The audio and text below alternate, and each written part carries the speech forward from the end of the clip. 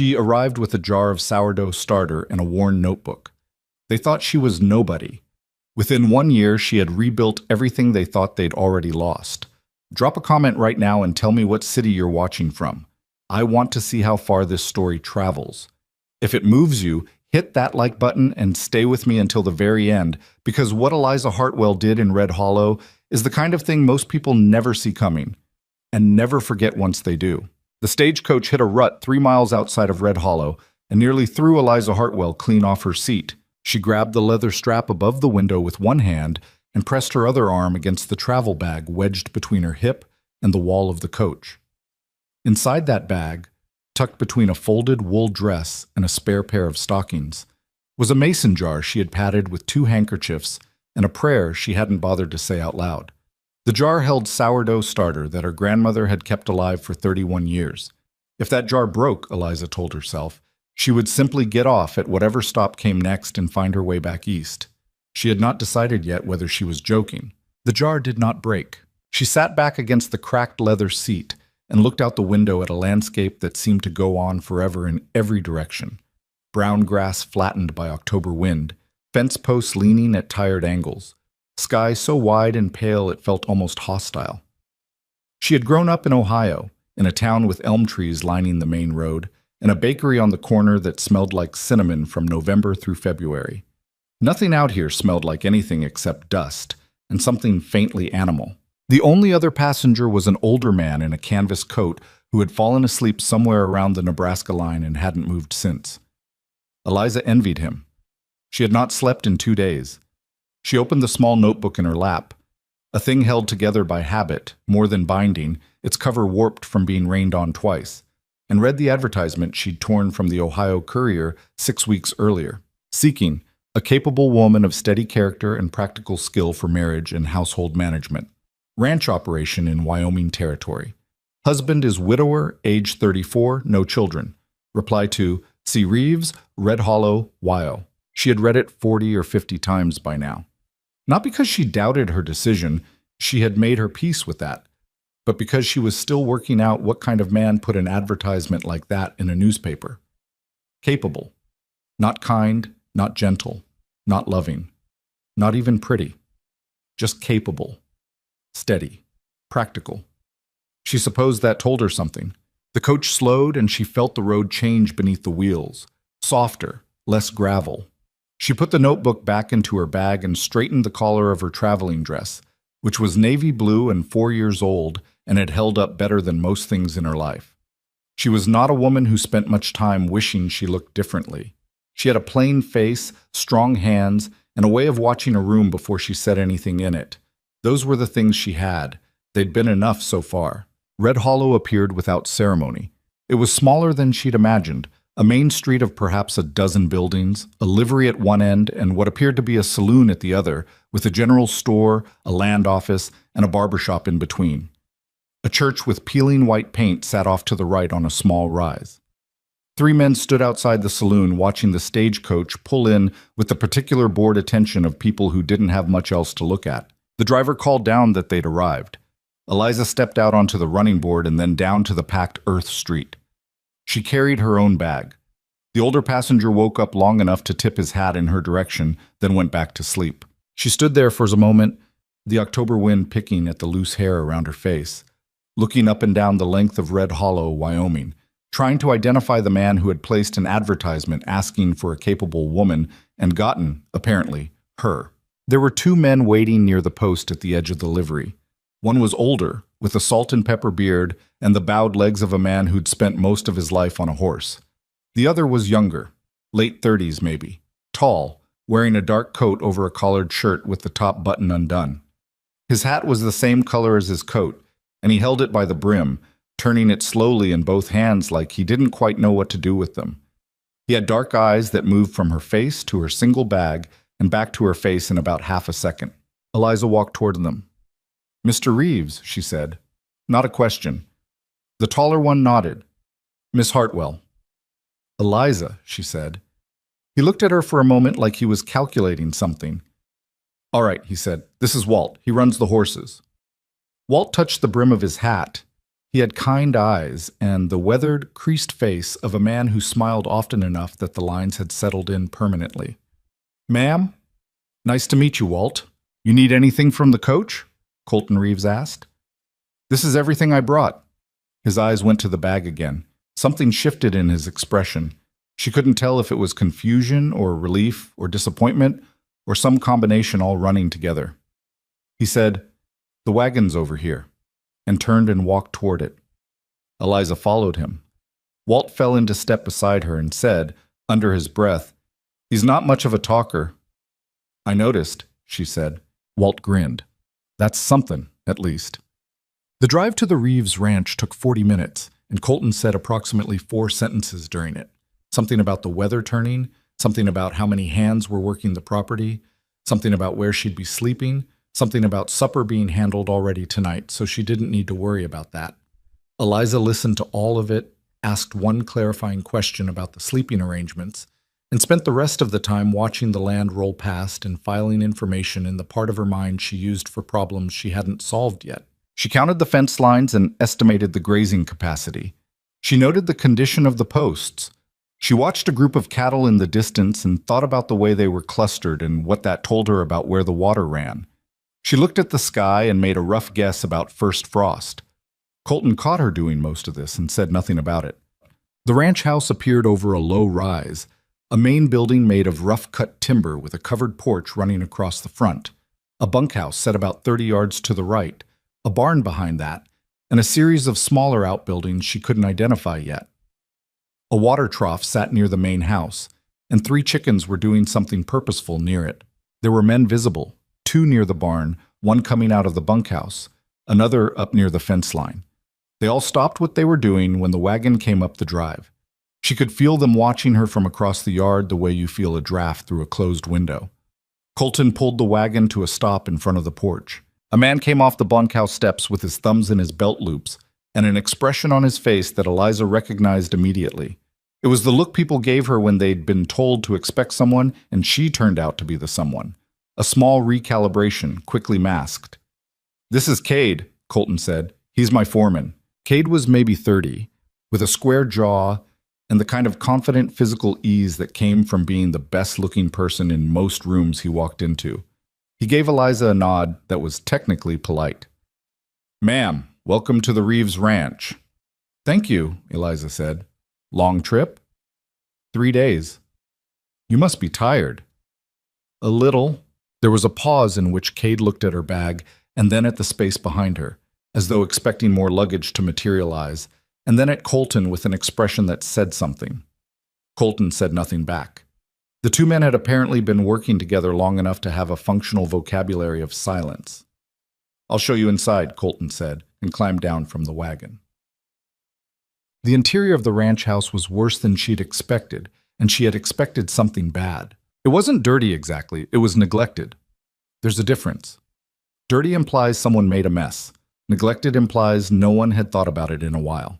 The front room held a table, 4 mismatched chairs, a cold fireplace with ash in it from what looked like multiple seasons, and a shelf with 3 books and a kerosene lamp that needed trimming. The kitchen was to the left, a large room with a cast-iron stove, a work table, a deep sink with a hand pump, and cabinets that held whatever someone had put in them without any organizing principle she could detect. She walked into the kitchen and opened 3 cabinet doors. Flour, salt, coffee, a can of beans, 2 tins of something unlabeled, a bottle of vinegar, a jar of rendered fat that had gone questionable, a sack of oats with the top folded over and not tied, a half-empty bag of cornmeal, a string of dried peppers that looked like they'd been there for a while. She opened a 4th cabinet and found a set of cast-iron pots with the heavy, dark seasoning of things that had been used a great deal and washed without much care, which actually wasn't the worst thing. The cast iron was probably salvageable, better than salvageable, if she could get time with it. Colton stood in the doorway watching her open his cabinets. "How many men are you feeding?" she asked, not looking at him. 7, counting me, sometimes 8 if we've got extra hired on. Every meal? Breakfast and supper. They handle their own midday when they're out on the range. She nodded and looked at the stove. It was a good one, bigger than she'd had in Ohio, a 6-burner with a side oven and a warming shelf. It needed cleaning, but the iron was sound. She knocked on the side of it lightly with one knuckle and listened to the ring. This work all right? Far as I know. How long since someone used it? He thought about it. My wife died 14 months ago. Eliza looked at him then. His face was the same as it had been, steady, composed, giving away nothing. But there was something in the set of his jaw that said he hadn't planned to say that out loud, and wasn't entirely sure why he had. I'm sorry, she said. I had a woman coming in to cook and clean for a while. She moved on about 4 months back. What happened to the food in the meantime? Cade handles it. He burns most things. What about the men? They eat what there is and don't complain about it, mostly. Eliza looked around the kitchen one more time. Then she said, I'd like to go through everything tomorrow. Is there a root cellar? Out back. A smokehouse? Was one. Needs work. A garden space? He hesitated. There's a plot on the south side of the house. It hasn't been used. She nodded. She was already doing arithmetic in her head. What she'd need, what could be found locally, how long it would take to make the kitchen functional again in a real way. She said, All right. Colton said, I'll show you your room. What? The bedroom was small and clean. At least it had been cleaned recently, with the particular quality of a room that someone had tidied up quickly and not thoroughly. There was a narrow bed with a quilt on it, a chest of drawers, a small mirror, and a window that looked out toward the barn. A candle sat on the top of the dresser, unlit. Eliza put her bag down on the end of the bed. Colton stood in the doorway. He held his hat in both hands again. I should tell you, he said, and then stopped. She waited. I put that advertisement in the paper because I needed someone to run this household. It's not... He stopped again. He pressed his lips together and seemed to be deciding something. I'm not a sentimental man, Miss Hartwell. Eliza. I don't expect you to be either. I needed a practical arrangement, and I believe that's what you're here for. Eliza looked at him for a moment. He was looking slightly past her, at the window, or at the wall, or at something that wasn't quite in the room. Mr. Reeves, she said, I read your advertisement. I knew what I was answering. Something in him shifted. A small thing, barely visible. Good, he said. Then we understand each other. I think we're getting there, she said. He nodded, put his hat back on, and told her supper was in 2 hours. Then he left. Eliza sat down on the edge of the bed and looked at the ceiling. The wood was rough cut, the same as everything else. She could hear the wind outside, and under it, the distant sound of horses, and under that, the muffled voices of men she didn't know yet. She reached into her bag and unwrapped the mason jar. The sourdough starter inside was pale and faintly separated, the way it always got after a long journey, with a thin liquid on top that smelled sour and alive. She held the jar up and looked at it in the gray October light from the window. All right, she said, not quite to herself and not quite to the jar. Here we go, Chessum. Supper that first night was beans and cornbread. The beans made by Cade, who did indeed burn the bottoms, and the cornbread contributed by a hand named Hector, who had slightly better instincts but not enough patience. Eliza sat at the table with 7 men she didn't know, and ate without complaint and listened to the shape of their conversation. There were things you learned about a group of people by watching them eat. She had known this since she was a child, watching her grandmother run a boarding house with the same focused attention a chess player gives to the middle of a game. You watched who talked and who listened. You watched who reached across the table and who waited to be passed things. You watched who ate fast and who ate slow and who pushed food around their plate without really eating it. You watched who was tired and who was agitated and who was trying to pretend they were something they weren't. The man called Walt ate steadily and without comment, passing things before he was asked. He sat next to a younger hand named Eli, who couldn't have been more than 20 and looked slightly intimidated by the presence of a woman at the table, which Eliza found almost charming. Cade sat directly across from her and made small, careful conversation with the ease of someone who had decided in advance what to think of a situation and was now executing on that decision. There were 2 brothers, Thomas and Ned, who argued with each other in a low, habitual way that suggested they'd been doing it for years and would continue doing it indefinitely, regardless of what anyone thought about it. And there was a man named Pete who was older than most, maybe 50, and ate with the particular concentration of a man who had spent a lot of time eating alone. Colton sat at the head of the table and contributed nothing to the conversation that wasn't directly practical. He answered 2 questions about fence work and said the north pasture needed checking by Thursday. He did not look at Eliza unless she addressed him directly, which she only did once to ask where the pantry keys were kept. He told her they were on a hook by the kitchen door. She nodded. The beans were edible but underseasoned, and the cornbread had the dense, slightly bitter quality of something made with old leavening. She ate both and said nothing about either. After supper, while the men drifted back toward the bunkhouse, Eliza went into the kitchen and by the light of the kerosene lamp did something that would, later, seem oddly prophetic to the people who watched it happen. She found a piece of chalk on the shelf above the stove, and on the inside of the pantry door, which was blank wood, she started a list. Not a list of what she needed, a list of what was already there. She opened every cabinet. She went into the pantry and counted everything. She checked the root cellar by lamplight, stepping carefully down the earthen stairs into the cool dark, and found winter squash of questionable age, a barrel of salt pork, 3 sealed crocks she'd have to identify in daylight, and a small wooden crate of dried apples that smelled perfectly fine. She came back up and wrote everything down on the door. Then she added a second column. What could be made from this? She was still writing when she heard footsteps in the main room. Colton appeared in the kitchen doorway. He had taken off his coat and his hat, and he looked slightly different without them. Less formal, somehow, and also slightly more guarded. He looked at her list on the pantry door for a moment. What is that? Inventory. You're doing inventory at 9 at night? I wanted to know what I was working with. He looked at the list. She had fairly neat handwriting. Precise, but not elaborate. He read some of it. You can read the rest tomorrow, Eliza said. It's mostly supplies and an assessment. An assessment, he said. You're low on salt.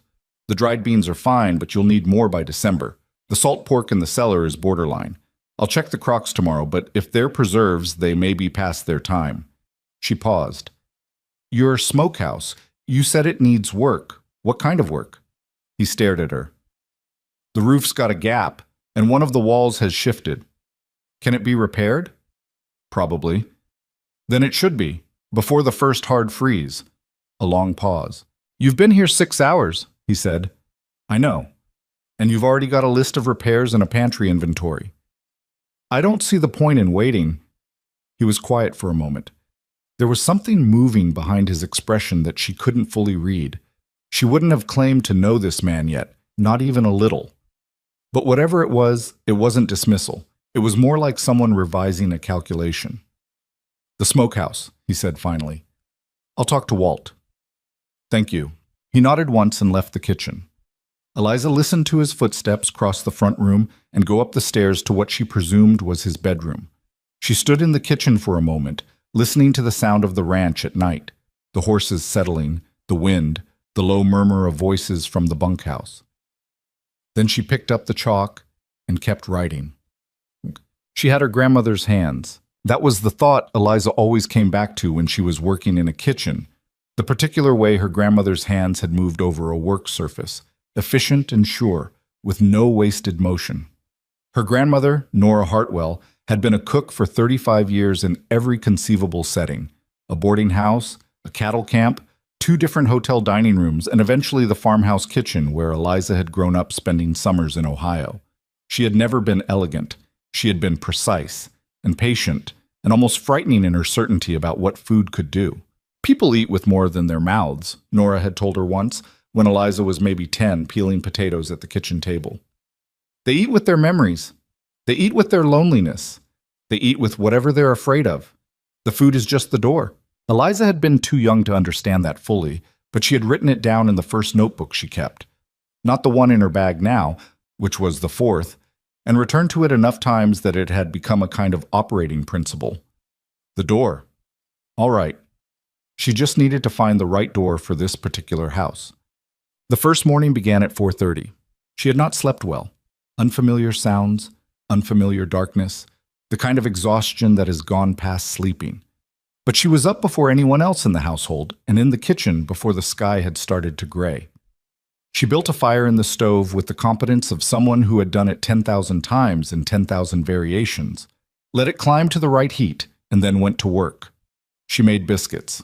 Not the kind that came out of a can in some later, easier era, and not the cautious, minimal kind that resulted from uncertainty or shortages.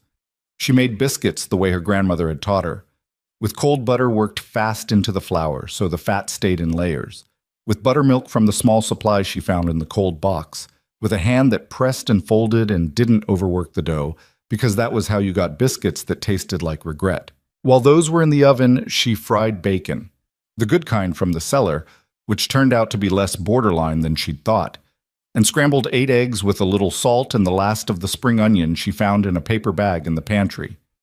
She put coffee on. Real coffee, not the overboiled burnt stuff she'd had the night before. When the biscuits came out of the oven, she put them in a cloth-lined basket on the table and went to call the men. She didn't ring any bell. She knocked on the bunkhouse door at 6 o'clock sharp and said, through the wood, "Breakfast." There was silence, then some shuffling. Cade opened the door. He was dressed but not quite awake, squinting in the pale morning light. He looked at her. "Breakfast is ready," she said. He smelled it before he answered her. She could see the moment it registered, the slight shift in his face. "Be right there," he said. The men came to the table in various states of alertness. Eli was last, pulling on a boot in the doorway and hopping on one foot. Thomas and Ned were already arguing about something. Walt came in first after Cade, took one look at the table and said, "Well." Colton came down the stairs and stopped when he reached the kitchen doorway. The table had been set, not elaborately, but properly.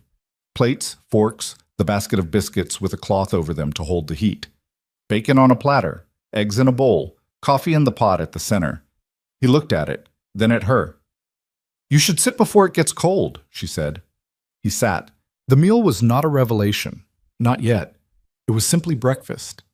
But breakfast that tasted the way breakfast was supposed to taste, which in this particular house turned out to be a revelation of its own. The biscuits were the thing. They were the kind of biscuit that makes you slow down involuntarily, that makes you stop talking and attend to what you're eating, that makes you look around the table to see if anyone else is having the same experience and feel slightly confused when the answer is yes. Thomas, who had been mid-argument with Ned, stopped speaking and reached for a second biscuit. Ned stopped arguing back and also reached for a second biscuit. They looked at each other. "Don't say anything," Thomas said. "I wasn't going to," Ned said. Walt ate 2 biscuits and said, "Ma'am, wherever you learned to make biscuits like this, I'm grateful for whoever taught you." "My grandmother," Eliza said. "She knew what she was doing. She'd have something to say about how you put that," Eliza said, and Walt laughed. At the head of the table, Colton ate his breakfast without saying anything.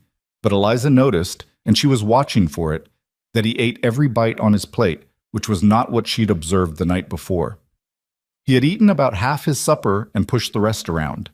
He left for the fields without commenting on the meal. Cade hung back when the others went out. He stood in the kitchen doorway while Eliza began clearing the table. "Where'd you come from?" he asked. Not unfriendly, more like he was genuinely trying to work something out. "Ohio." "You do this for a living?" "Before, I mean." "I helped my aunt run a restaurant for 3 years. Before that, I worked in a hotel kitchen. Before that, I kept house for an older woman in Columbus." Cade nodded slowly. He seemed to be revising something. "Colton didn't say much about you," he said. "Just that there'd be someone coming." "I imagine that's right." "Are you—" He stopped. Started again. "Are you planning to stay?" Eliza looked at him. "I signed a contract," she said, "and I don't generally start things I don't plan to finish." A pause. "All right," Cade said. "Good to know." He put on his hat. "The biscuits were real good." "I know," she said. He laughed, a short, surprised sound, and went out.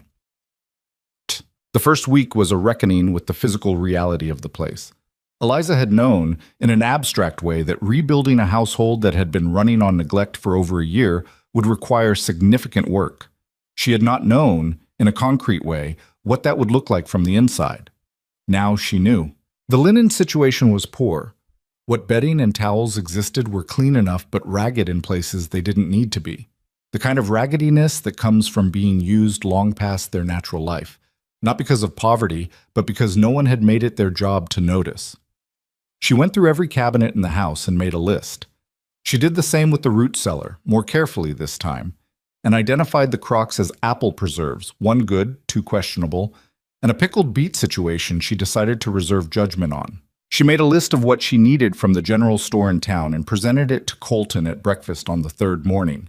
He looked at it. Salt, he read.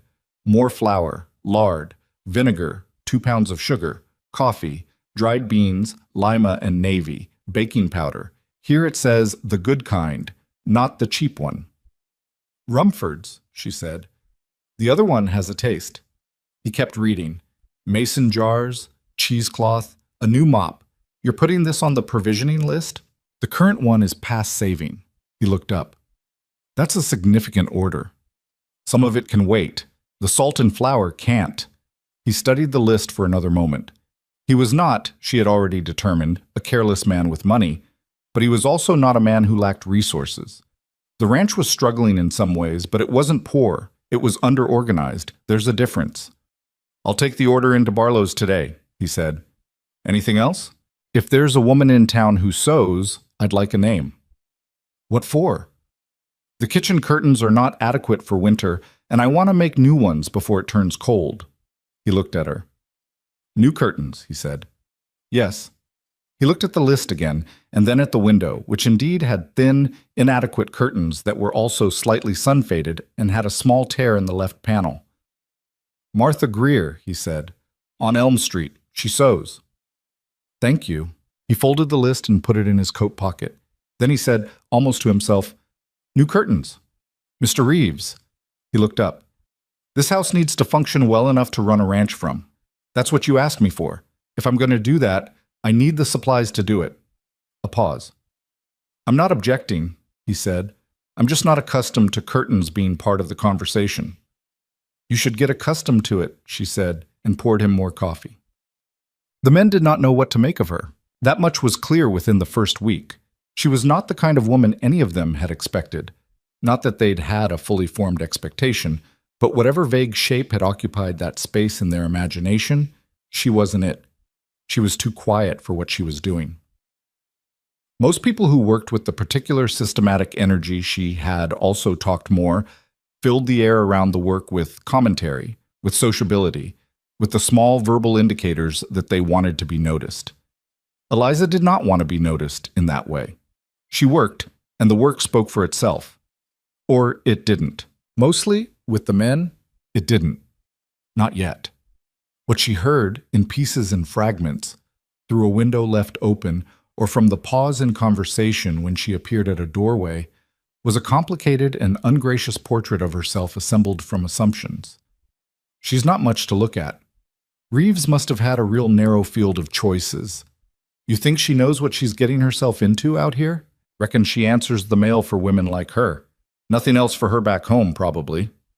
The last one was Cade, and it was delivered with a kind of comfortable authority that said he'd arrived at a conclusion and considered the matter settled. Eliza heard it from outside the bunkhouse window on the 5th evening, while she was crossing the yard with a bucket of kitchen scraps for the compost pile. She kept walking. She had heard things like this before, in different kitchens, from different people. She had heard it from men who then ate 3 servings of dinner and asked who made the sauce. She had heard it from women who measured the world by how it looked in a mirror. She had heard it from relatives who meant well and said unkind things anyway because they'd never been trained out of it. What she had learned from 31 kitchens and 4 notebooks and one grandmother who was the most formidable woman she had ever known was that the work was the argument. You didn't make the argument. You made the work, and eventually the argument made itself. She dumped the compost and went back inside. By the end of the first week, she had done the following. Reorganized the entire kitchen by function.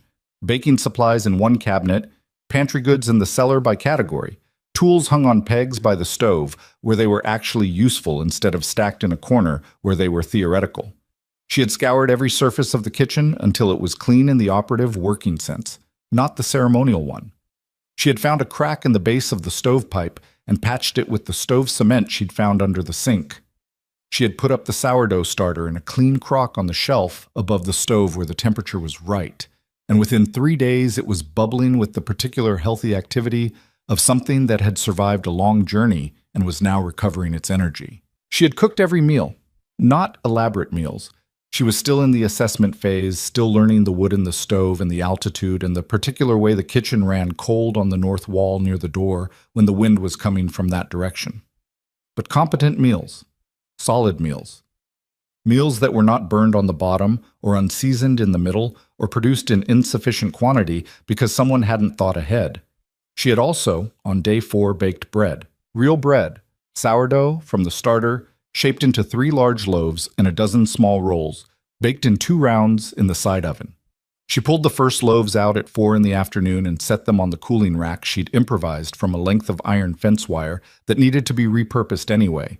And the smell went through the house and out across the yard and apparently into the barn, because within 20 minutes Eli had appeared in the kitchen doorway on a pretext so thin she couldn't even identify it, just standing there not looking at the bread.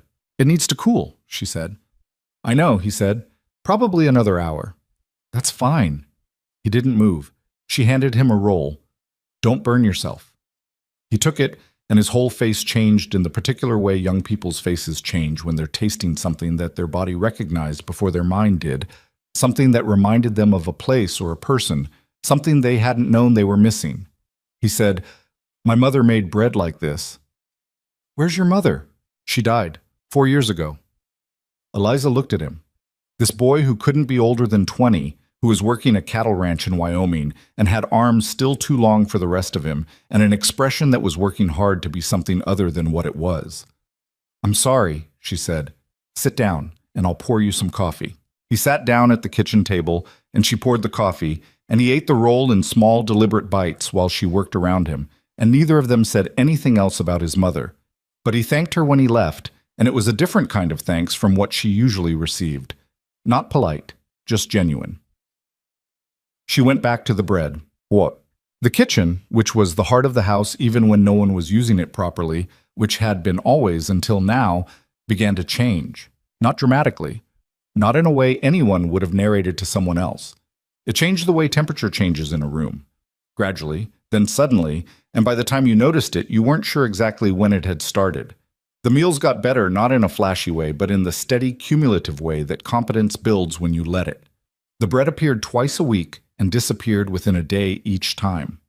On Sunday, she made a pot of soup that she'd started the day before with bones and scraps, and ran through the early evening with dried herbs and winter vegetables from a local farm she'd found by asking Walt if he knew of one, which he did, because Walt knew almost everything useful about the surrounding area and had simply been waiting for someone to ask.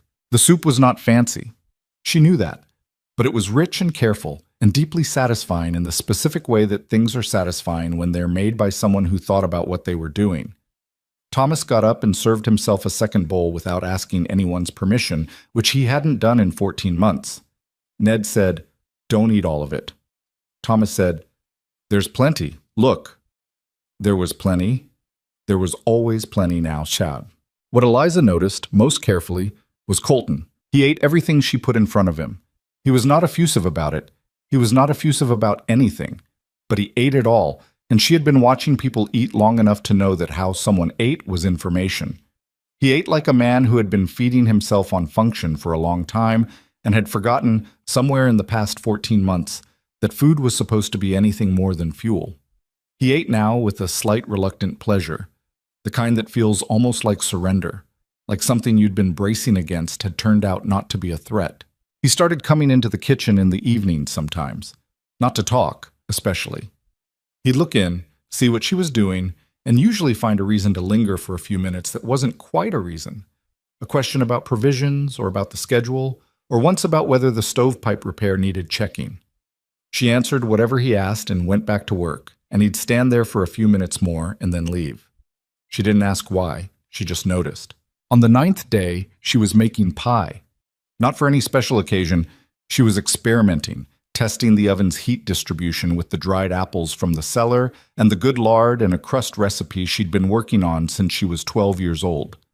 She was rolling out the dough on the floured work table when she heard him stop in the doorway. "What is that?" he said.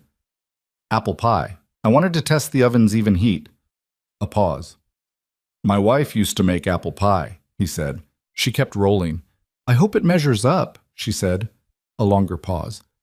"I didn't mean—" "I know what you meant," she said, not unkindly. "Sit down if you want." It's about 20 minutes before it goes in. He sat at the kitchen table, the first time she'd seen him sit in the kitchen that wasn't at a meal, and watched her work. She was used to being watched, and had learned a long time ago not to perform for the watching. She just worked. "You roll it that thin?" he said. "Thinner, almost. The trick is not to stretch it while you're rolling. If you stretch it, it shrinks in the pan." "How do you know when it's thin enough?" "You can almost see through it, like this." She lifted one edge of the crust and held it up toward the lamp. It was barely translucent, a pale, almost ghostly thing. He looked at it. "My mother made pie like that," he said. "My wife could never get the crust right. I never told her." Eliza lowered the crust back to the table. She thought about what to say and landed on the truth. "Most people spend a long time learning crust before they get it right. It's not obvious." "She would have learned," he said. "She was getting better." A silence. "I'm sure she was," Eliza said. She was brushing flour off her hands at the counter when she heard the voice from the back doorway. A woman, unfamiliar, with the flat, blunt tone of someone accustomed to speaking as though the quality of her opinions excused her from the work of being tactful. "Well, I heard Colton Reeves had gotten himself a wife, and I told Harriet I wouldn't believe it until I saw it. My lord, she really did come from somewhere, didn't she?" Eliza turned around. The woman in the doorway was perhaps 50, large in the way of someone who had once been substantial and had only gotten more so, with a hat that had a feather in it and the expression of someone who had arrived expecting to be entertained. "I'm Dorothy Crane," the woman said. "My husband has the property north of here. I thought I'd come and introduce myself." "Eliza Hartwell," Eliza said. "Can I get you some coffee?" Dorothy Crane came into the kitchen and looked around with the comprehensive gaze of someone conducting an inventory of which they are not trying to be subtle. She looked at the reorganized shelves, the sourdough crock, the pie sitting on the counter waiting to go into the oven. She looked at Eliza, at her plain dress, her plain face, her flour-dusted hands.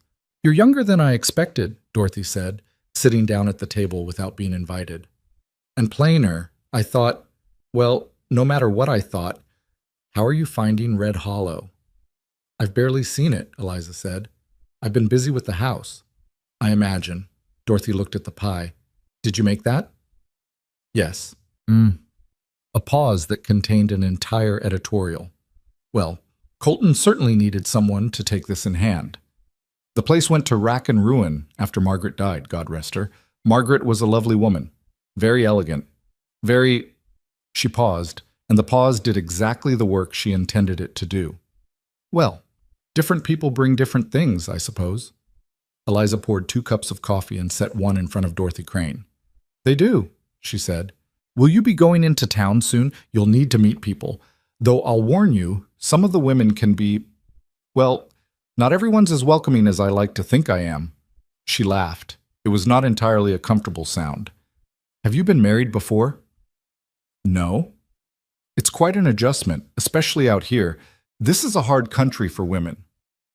"I imagine it's hard for most people," Eliza said. Dorothy looked at her. Something in the look shifted slightly. A small, involuntary recalibration. Eliza recognized it. She'd been producing it in people her whole life. "The pie smells lovely," Dorothy said after a moment. "Thank you," Eliza said. "Would you like a slice when it comes out?" Dorothy Crane left 40 minutes later with half a pie wrapped in cloth and an expression on her face that was slightly different from the one she'd arrived with. Not converted exactly, but adjusted. The way something is adjusted when it turns out to be heavier than you expected it to be. 3 weeks in.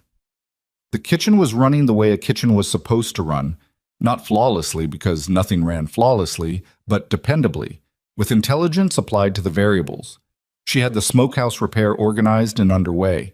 She had a plan for the garden space on the south side of the house that would need to wait until spring, but that she was mapping now, in the back pages of her notebook.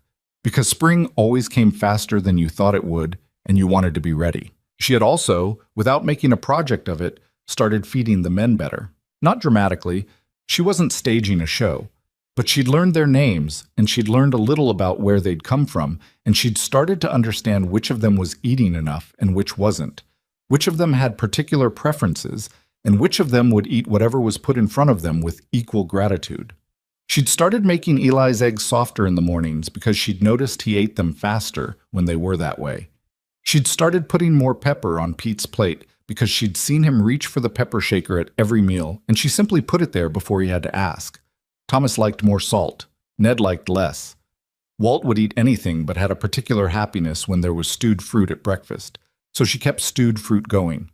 These were small things, almost invisible things, the kind of things that fall below the line of what people consciously notice, but above the line of what they feel. The atmosphere at this table shifted in the way atmosphere shifts, when it's been adjusted at 100 small points by someone who understands what they're doing. The men were easier with each other. The arguments between Thomas and Ned had not stopped. They would never stop, probably, and she didn't want them to. But they were different in register, less edged, more comfortable. Eli stopped looking nervous when she appeared. Pete said good morning now when he came in for breakfast, which he hadn't done the first week. Cade was the complicated one. He was not unkind to her. He was correct, and even occasionally warm, in a surface way that said he'd decided to be civil without yet deciding to be genuine. She heard him say something outside the bunkhouse one evening about how Reeves had gotten lucky. The word lucky delivered in a way that gave it a particular quality, like a compliment issued under protest. She was not looking for his approval, but she was watching the distance between where he was and where he was going, because that was information too. The moment that broke things open, not dramatically, not with a confrontation or a scene, but in the particular way that some things break open, like a window that's been painted shut and finally yields, happened on a Tuesday at the end of the third week. Eliza had been in the root cellar checking the salt pork when she heard two of the ranch hands from the neighboring Dawson property talking on the other side of the fence. She didn't know their names. They didn't know she was there. "Heard Reeves finally got himself somebody," the first one said. "Yeah. What's she like?" A pause. "Bill Crane said his wife went over there. Said she was plain as a fence post, but apparently she can cook." A laugh. "Plain as a fence post. Old Reeves." A different laugh, with a different quality to it. Eliza stood in the root cellar with her hand on a shelf of salt pork and listened to the two men on the other side of the fence finish their conversation about her and move on. She was not particularly hurt by it. She had heard worse and more clever versions of the same sentiment from people who'd known her for years. These men didn't know her at all, but she felt, for the first time since she'd arrived, something that wasn't determination or practicality or the focused energy of work. She felt tired. Just briefly, just for a moment. The specific kind of tired that comes from being reduced to a description by people who've never watched you do anything. She took a breath. She picked up the salt pork she'd come for. She went back upstairs and into the kitchen and put water on for the evening stew. At dinner that night, she made a decision. She was going to make Sunday dinner, not the functional, carefully executed daily meals she'd been producing for 3 weeks. Something different. Something that said, not in words because she did not work in words, something that said, "I am here, and I know what I'm doing, and this is what I do." She began planning it that night. She started on Saturday. She put the sourdough down for a new batch of bread, with a small adjustment to the starter feed that would give it a slightly different character by Sunday. A little more complex, a little richer. She went to the cellar and selected a large piece of beef that had been cured and would roast long and well if handled correctly. She found rosemary that she'd dried from a small bunch she'd bought in town and hung in the kitchen, one of perhaps 40 small things she'd done in 3 weeks that no one had specifically noticed, and combined it with salt and the rendered fat she'd clarified from the good lard and pressed it into every surface of the roast. She slept 5 hours. Sunday morning, she was in the kitchen at 4. The roast went into the oven at 5. She made the bread. She put potatoes in the oven alongside the roast with butter and herbs. She reduced the drippings from the roast periodically throughout the morning to build a gravy that she'd been thinking about since Thursday, that she'd been planning the way you plan something you want to go exactly right. By noon, the smell in the ranch house was something else. There was no other way to say it. It was just something else. The accumulated effect of hours of heat and fat and rosemary and bread and something sweet she'd added at the back of the oven that she'd reveal when it came out. It was the smell of a house that was being lived in, deeply and carefully, by someone who knew how. Walt walked past the kitchen door at 11 and stopped and just stood there for a moment with his eyes closed. "Walt," she said. He opened his eyes. "Yes, ma'am. Dinner's at 1. "I'll be there," he said, "and I'll fight anyone who tries to keep me from it." She laughed. The men came to the table at 1 o'clock on that Sunday, and the table looked different. She had found a tablecloth in a chest in the spare room, plain white cotton, slightly yellowed with age, but clean and pressed. She'd ironed it with the flat iron heated on the stove and laid it smooth across the table. She had put the bread in the center on a cutting board. She had put the roast on the platter she'd found at the back of the highest cabinet, the good one that had been put away somewhere between neglect and forgetting. She had the potatoes in a bowl and the gravy in the smallest pot that had a handle she could use for pouring, and at the far end of the table she had put, on a small plate, the thing she'd been making at the back of the oven, a simple dried apple cake, made with the clarified butter and brown sugar she'd found at the bottom of the pantry in a nearly empty bag she'd scraped into a bowl that morning. The men sat down. It was quiet, not the polite, cautious quiet of people who are waiting to see what happens. The immediate, involuntary quiet of people who are looking at something that has surprised them. Cade looked at the tablecloth. He looked at the roast. He looked at the bread. He said very quietly, almost to himself, "Well, I'll be." Eliza set the gravy on the table and sat down. She looked at Colton. "Would you like to carve?" she asked. He looked at her for a long moment. Then he picked up the knife. He carved the roast with a kind of attention that was almost ceremonial, with the particular care that a man gives to a thing he doesn't want to mess up. The meat came apart in the way that meat comes apart only when it's been cooked right, with the grain breaking into pieces that were just precisely the right resistance and tenderness. He put the first slices on Pete's plate. Pete looked down at them. He looked up at Eliza. "Ma'am," he said, "I don't think anybody's made a Sunday roast in this house since—" He stopped. "Since before," Walt said quietly, and Pete nodded. They ate. The meal lasted 40 minutes, which was twice as long as any meal they'd had in months, because no one was eating fast.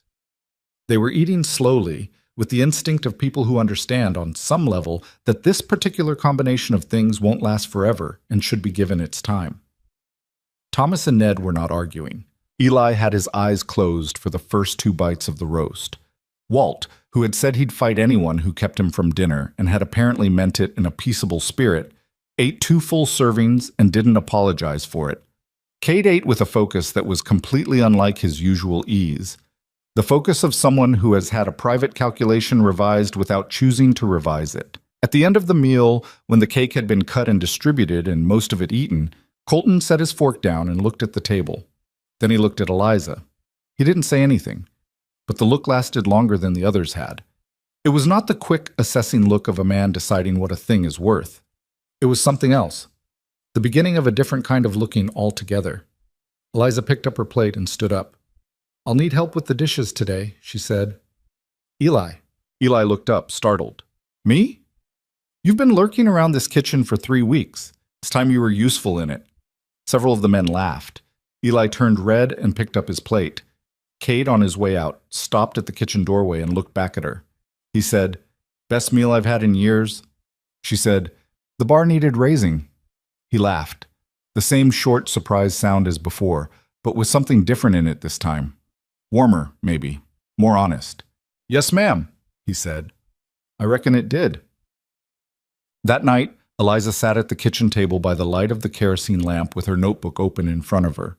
She was writing the plan for the winter, working out the preservation calendar, the food storage schedule, what she'd need to have put up, and by when to get through to spring without the household going short. She heard Colton's footsteps on the stairs, and then in the main room, and then he appeared in the kitchen doorway. He looked at her for a moment. "You're still up," he said. "Winter planning." He came into the kitchen, all the way in this time, not stopping in the doorway, and looked at the notebook over her shoulder, at the columns and the dates and the amounts and the small notations in the margins that were shorthand for things she was working out. He was quiet for a moment. Then he said, "You're planning for February." "February and March. They're the hard months." A silence. "Most people don't think that far ahead," he said. "Most people end up short in February," she said. He was quiet again. She could feel him looking at the page, not in a checking way, not like a man reviewing an employee's work, more like a man reading a letter and understanding for the first time what the person who wrote it was actually saying. "The smokehouse," he said. "Walt said it'll be done by end of week." "Good." "And the garden plan you mentioned, I looked at the south side today." She looked up. "There's more space there than I thought," he said. "If you want it." "I want it," she said. He nodded. He stood there for another moment. Then he said, "Thank you for today." And his voice was different when he said it, quieter, more careful, with a quality she hadn't heard in it before. It was the voice of a man who was not accustomed to saying that, and was saying it anyway, because not saying it would have been wrong. "You're welcome," she said. He stood there a beat longer than was necessary. Then he went back upstairs. Eliza looked at her notebook. She picked up her pen and added a note in the margin of the February column, something she'd thought of about the Apple stores and how long they'd last, and then sat back and listened to the sound of the ranch settling into night around her. The fire in the stove had gone low. The sourdough starter on the shelf above it was faintly, audibly active, a tiny, almost imperceptible sound that was not quite anything, just the sound of something alive doing what it was supposed to do. Outside, the October wind had dropped. It was quiet and dark, and cold the way Wyoming was cold, deeply and without apology. But inside the kitchen, it was warm, and it smelled of the day's bread and the remnants of the roast and faintly of rosemary. And for the first time since she'd stepped down from the stagecoach onto the packed earth of Red Hollow, Eliza Hartwell felt something that was not strategic or practical or measured. She felt quietly and without ceremony and entirely to herself, like she was somewhere she might actually stay. The smokehouse was finished on a Friday, 2 days ahead of Walt's estimate, which Eliza noted and filed away as information about Walt, that he underpromised and over-delivered, which was a rare quality in anyone, and rarer still in a man who didn't seem to know he was doing it. She was in the yard when they finished, hanging the last of the week's laundry on the line she'd had Eli string between the two posts near the south side of the house, when Walt came around the corner wiping his hands on a rag and told her it was done. "The gap in the roof?" she asked. "Sealed and reinforced. Put new shingles over the whole east section while we were up there." "And the wall?" "Repacked and braced. It's solid." She looked at him. "Thank you, Walt." He shrugged in the way of a man who found gratitude slightly uncomfortable. "Needed doing," he said. He started to turn away, then stopped. "You planning to use it soon?" "This week, if I can. I want to get the first round of pork in before it turns much colder."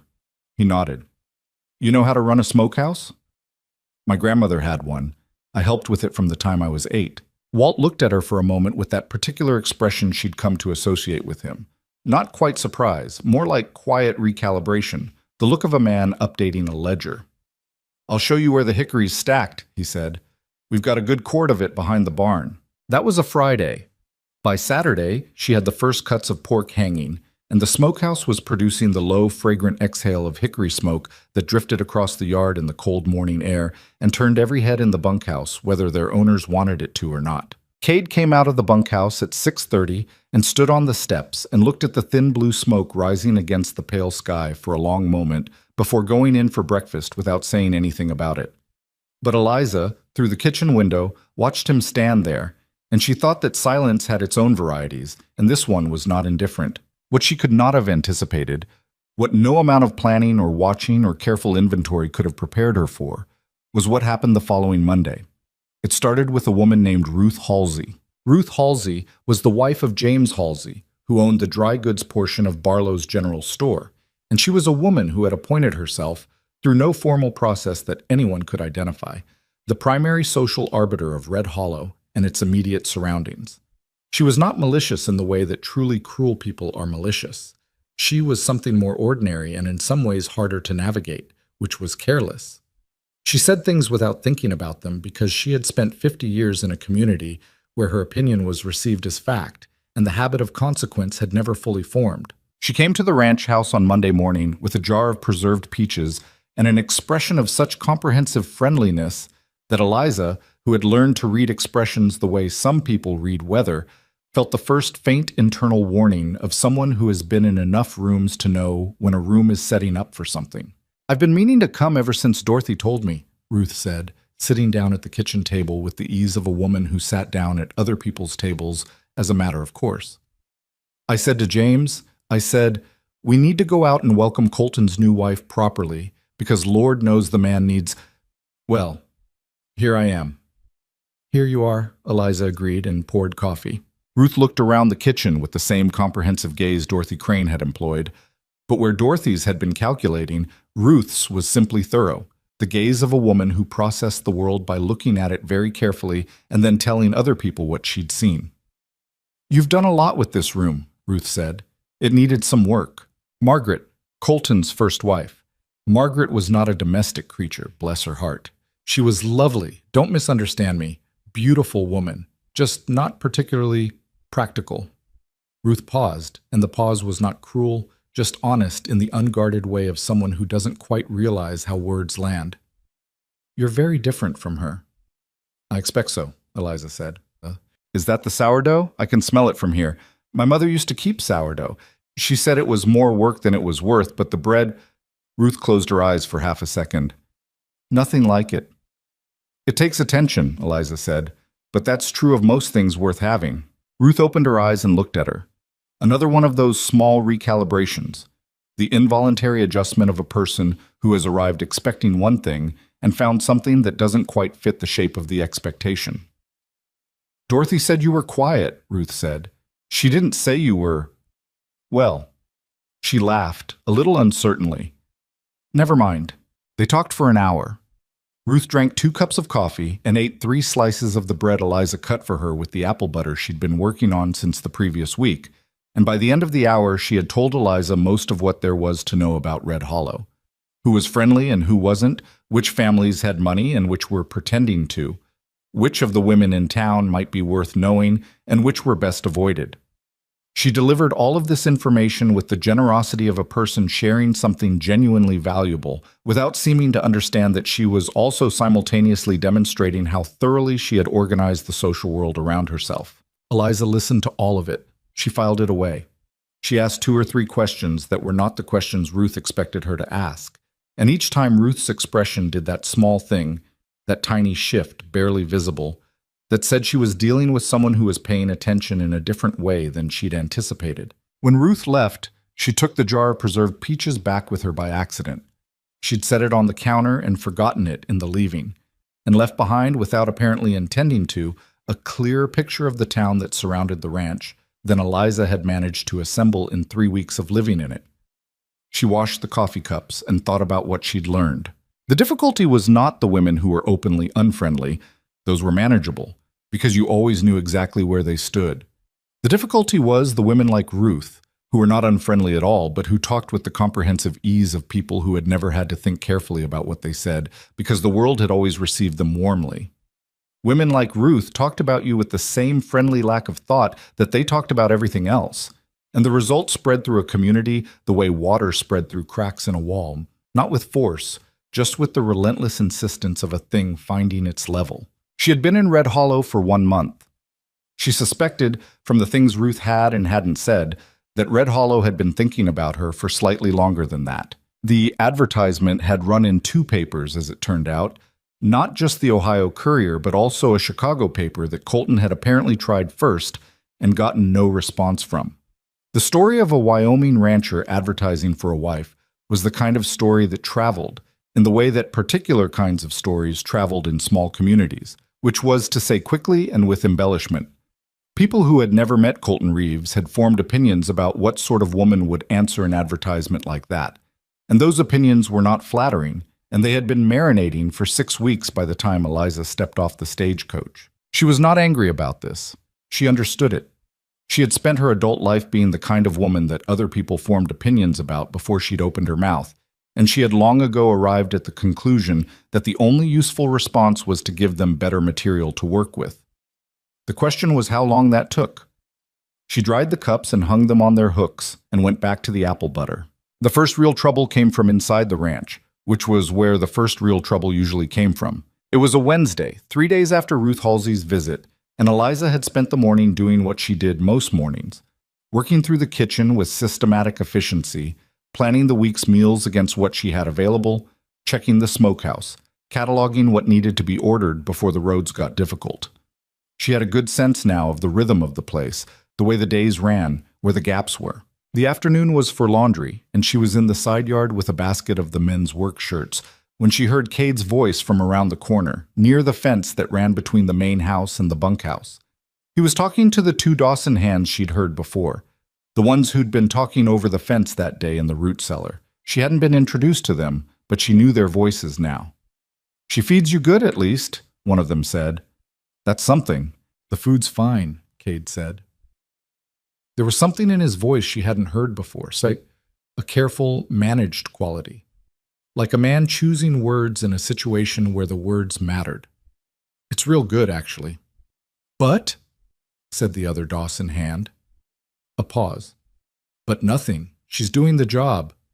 "Come on, Cade." Another pause. Longer. "Reeves could have done better," Cade said. The words came out flat, without particular heat, which made them worse.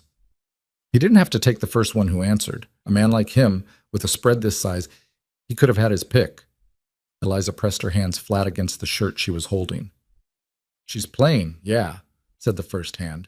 "But if she can cook like you're saying—" "It's not about the cooking," Cade said. "It's about, look, Reeves deserves someone who—" He stopped, started again. "Margaret was something. You remember Margaret. I remember her. This one's—" Another stop. Then, "She's capable. That's it. That's the whole of it." Eliza set the shirt down in the basket. She picked up another one. She wrung it out with both hands and hung it on the line with the careful, methodical movements of someone concentrating very hard on what their hands were doing. She did not go around the corner. She finished the laundry. What she had learned over the years, in kitchens and boarding houses and hotel dining rooms and every other place where people underestimated her and eventually revised the estimate, was that the worst response to being diminished was to argue against it. Not because the argument was wrong, but because it was the wrong arena. Words against words. She'd lose every time, not because she was wrong, but because the people who talked about her weren't actually looking for information. They were asserting a position, and positions didn't change through argument. They changed through evidence. She had the evidence. She was building it every day. What she felt, hanging the laundry in the cold November air, was not devastation. She'd passed through devastation enough times that she recognized it, and this wasn't it. It was something quieter and more tiresome. The specific weariness of having to prove things that shouldn't require proof. She picked up the empty basket and went back inside. That evening, she made the best pot of chili she had ever made in her life. This was not a conscious decision. It was not a statement. She simply came in from the laundry and went to the kitchen and cooked with the particular focused energy of someone who needs something to do with what they're feeling and what came out of that energy after 3 hours of careful work. Dried chiles, toasted and rehydrated, beef cut and browned properly, cumin and oregano and a careful hand with the heat, was something that exceeded even her own expectations. She knew it when she tasted it. She stood at the stove with the spoon and tasted it twice, and the second time she thought, quietly and without drama, "This is it." The men ate without speaking for the first several minutes, which was the specific silence of people entirely absorbed in what they were doing. Pete, who had been eating whatever was put in front of him for 50 years with approximately the same expression, looked up at the halfway point with something on his face that Eliza could only describe as startled. He said, "Ma'am, what is in this?" "Dried ancho and guajillo chiles, cumin, a little beef stock." "I've had chili," Pete said, "many times in my life. I have never had this." "The chilies make the difference. Most people skip them and use powder." "They shouldn't," Pete said with the conviction of a recent convert, and went back to eating. Cade ate 2 bowls. He didn't say anything when he was done, just picked up his plate and his bowl and took them to the kitchen sink the way she'd asked the men to do. They'd been doing it for 2 weeks now, mostly, and set them there. Then he paused. "That was real good," he said, to the middle distance, not quite to her. "I know," she said. He looked at her. She was at the stove, her back to him, stirring what remained in the pot. She did not turn around. After a moment, he went out. She stirred the pot. She thought about what it meant that his opinion of her food had been disconnected from his opinion of her, and whether those two things would eventually find each other, and how long that would take. She thought about the particular patience required to work with someone who respected what you did before they respected who you were, and how you held that gap without letting it make you bitter or small. She thought about her grandmother who had cooked for a cattle camp once, a summer job, years before Eliza was born, where the men had ignored her entirely until the third week, when one of them said something at the table that her grandmother had responded to with 3 sentences so precisely accurate and quietly devastating that the man had not recovered his social standing for the rest of the season. Eliza smiled a little, thinking about it. She was not her grandmother, but she was her grandmother's. The cold came early that year, which Walt had predicted and which Eliza had prepared for. November in Red Hollow was not merely cold. It was the specific bone-settling cold of high plains country, where the wind had nothing to stop it for 100 miles in any direction, and used that freedom with commitment. The temperature dropped into the 20s in the second week of November and stayed there, dipping lower at night, and the ranch shifted into the particular focused efficiency of an operation that has been through enough winters to know what they require. Eliza shifted with it. The kitchen became, more than it already had been, the center of the house's life. The fire in the stove burned all day now, and the warmth from it spread as far as it could reach, which was not all the way to the edges of the house, but was all the way to the table. And the men who came in from the cold came in with the deliberate, grateful movement of people entering something that has been prepared for them. She had the root cellar organized the way she wanted it now, which had taken most of October, everything cataloged, everything in its place, with a rotation system that would keep the oldest stores being used first and the new preserves working into the supply at the right intervals. She had 30 jars of apple butter, 22 of apple preserves, 16 of the pickled beets she'd eventually made a decision about. They were fine, they just needed a week to mature. And 11 jars of a tomato sauce she'd made from the last of the season's tomatoes from the Henderson's farm 2 miles east, who'd been trying to get rid of their surplus and had been happy enough to part with 2 full bushels for almost nothing. She also had, in the smokehouse, more cured pork than the ranch had seen in 2 years. This was not an accident. She had run the numbers.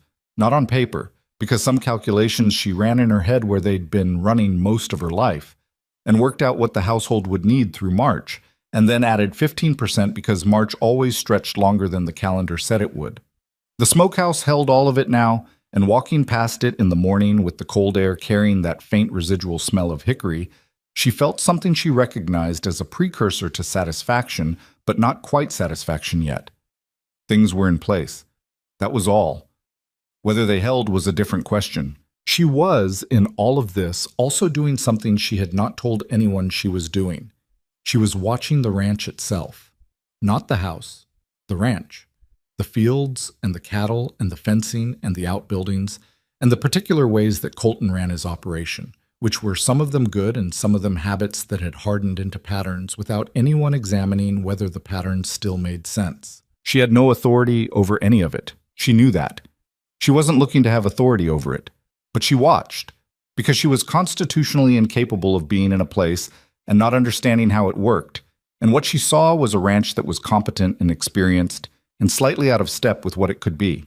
There were fields that could be better prepared for spring. There was a water channeling problem on the east side that she'd noticed when she walked that direction one afternoon. The ground was channeled wrong, and she'd watched where it ran after the last rain, and she could see that it was losing water that should be going to the south pasture. There was a routing inefficiency in how the feed was being distributed. She'd observed the morning feeding twice from the barn doorway, and the men were making twice as many trips as they needed to because of where things were stored relative to where they were needed. She wrote none of this down. She kept it in the place in her mind where she kept things that weren't hers to say yet.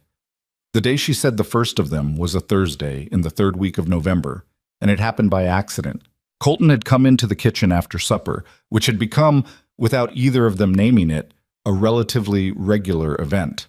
He came in while she was doing the final organization of the kitchen for the night, and he sat at the table and sometimes read something and sometimes just sat. And occasionally they talked about practical things, what needed to be ordered, what the weather was doing, what was coming up in the next week. It was not the conversation of 2 people who were close. It was the conversation of 2 people who had found a way to be in the same room together, that was not uncomfortable, which was its own kind of progress. He came in that Thursday and set down a letter on the table. She could see the return address was from a bank in Cheyenne, and sat with it for a moment before folding it and putting it in his breast pocket. She didn't ask. After a while, he said, "The Henderson farm's going under." She turned from the counter. "James Henderson?" "His son. James Sr. died 2 years back. Tom's been running it, but he doesn't have the head for it." Colton said it without cruelty, just as a fact. "The bank's calling the note." Eliza thought about Tom Henderson, who she'd met once when she'd bought the tomatoes and who had struck her as a decent, overwhelmed young man trying to run a farm that was slightly too large for one person with slightly not enough money. "Will someone buy it?" "Probably Dawson." Colton's voice had a quality when he said the Dawson name that she'd noticed before. Not quite hostility, something more contained. The quality of a long old awareness. "Is that bad?" "Dawson's been buying up everything between here and the river for 3 years. He's got enough land now that he controls the water access on the east side." Eliza was quiet for a moment. She was thinking about the east side, about the water channeling she'd watched and the direction it ran. "The water on the east side," she said carefully, "runs toward your south pasture when there's enough of it." He looked at her. "I noticed when it rained," she said. "The channel runs the wrong way near the fence line. It's losing water to the east." A pause. "I've known about that for years," he said. "Have you fixed it?" "Not yet. If Dawson controls the east water access and that channel keeps running wrong, you'll lose about a third of the south pasture's water supply come dry season." He looked at her steadily. There was something working behind his expression.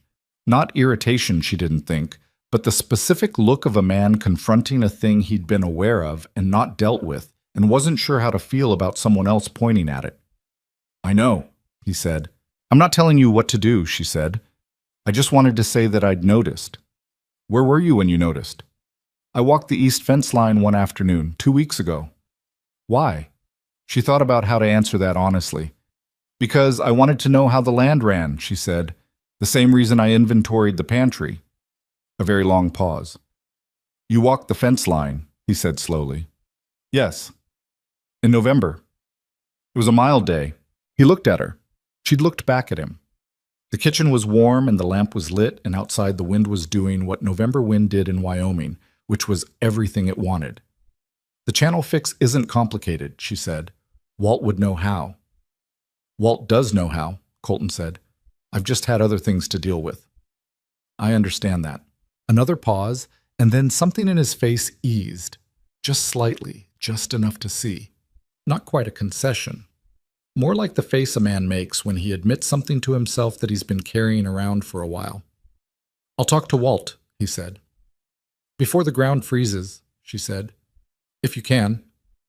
"Before the ground freezes," he agreed. He stayed another 20 minutes, reading the letter again, and then folding it again and saying nothing further about it, and she finished the kitchen and banked the fire in the stove for the night.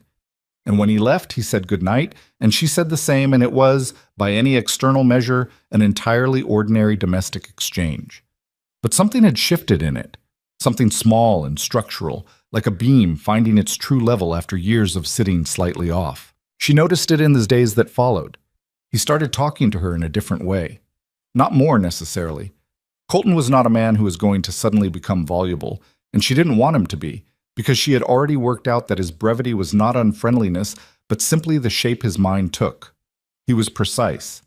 He said what he meant, and stopped when he'd said it. But what he said started to include things he hadn't said before. Small observations about the ranch. A problem he was working through. A question, occasionally, about what she thought. That last one was new. The first time it happened, she almost didn't catch it. They were talking about the Henderson property and whether Tom Henderson might stay on as a worker if Dawson bought the land. And Colton said, "What do you think?" And Eliza looked at him because in 33 days at the Reeves Ranch, no one had asked her that in a practical, operational sense. Not about the ranch itself, not about the larger business of it. She'd been asked about meals and about the house and about provisions, not about the land.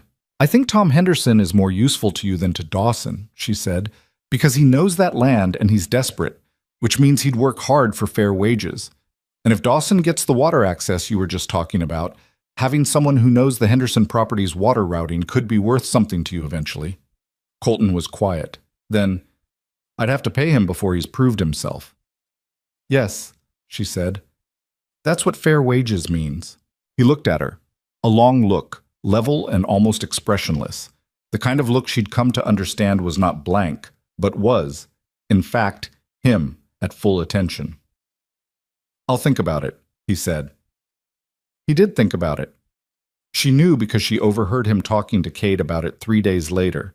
She was in the pantry, and the front door was open, and their voices carried, and Cade said, "That's not a bad idea," with the slightly grudging quality of a man acknowledging an idea he wished he'd had. "It wasn't my idea," Colton said. A pause. "Eliza's?" Cade said. She made a reasonable point. Another pause from Cade, longer this time. "She's sharper than she looks," he said, and the words came out differently from how Eliza might have expected. Not reluctant, not quite, but careful. Like a man measuring something that he hadn't expected to have weight. "Most people are," Colton said.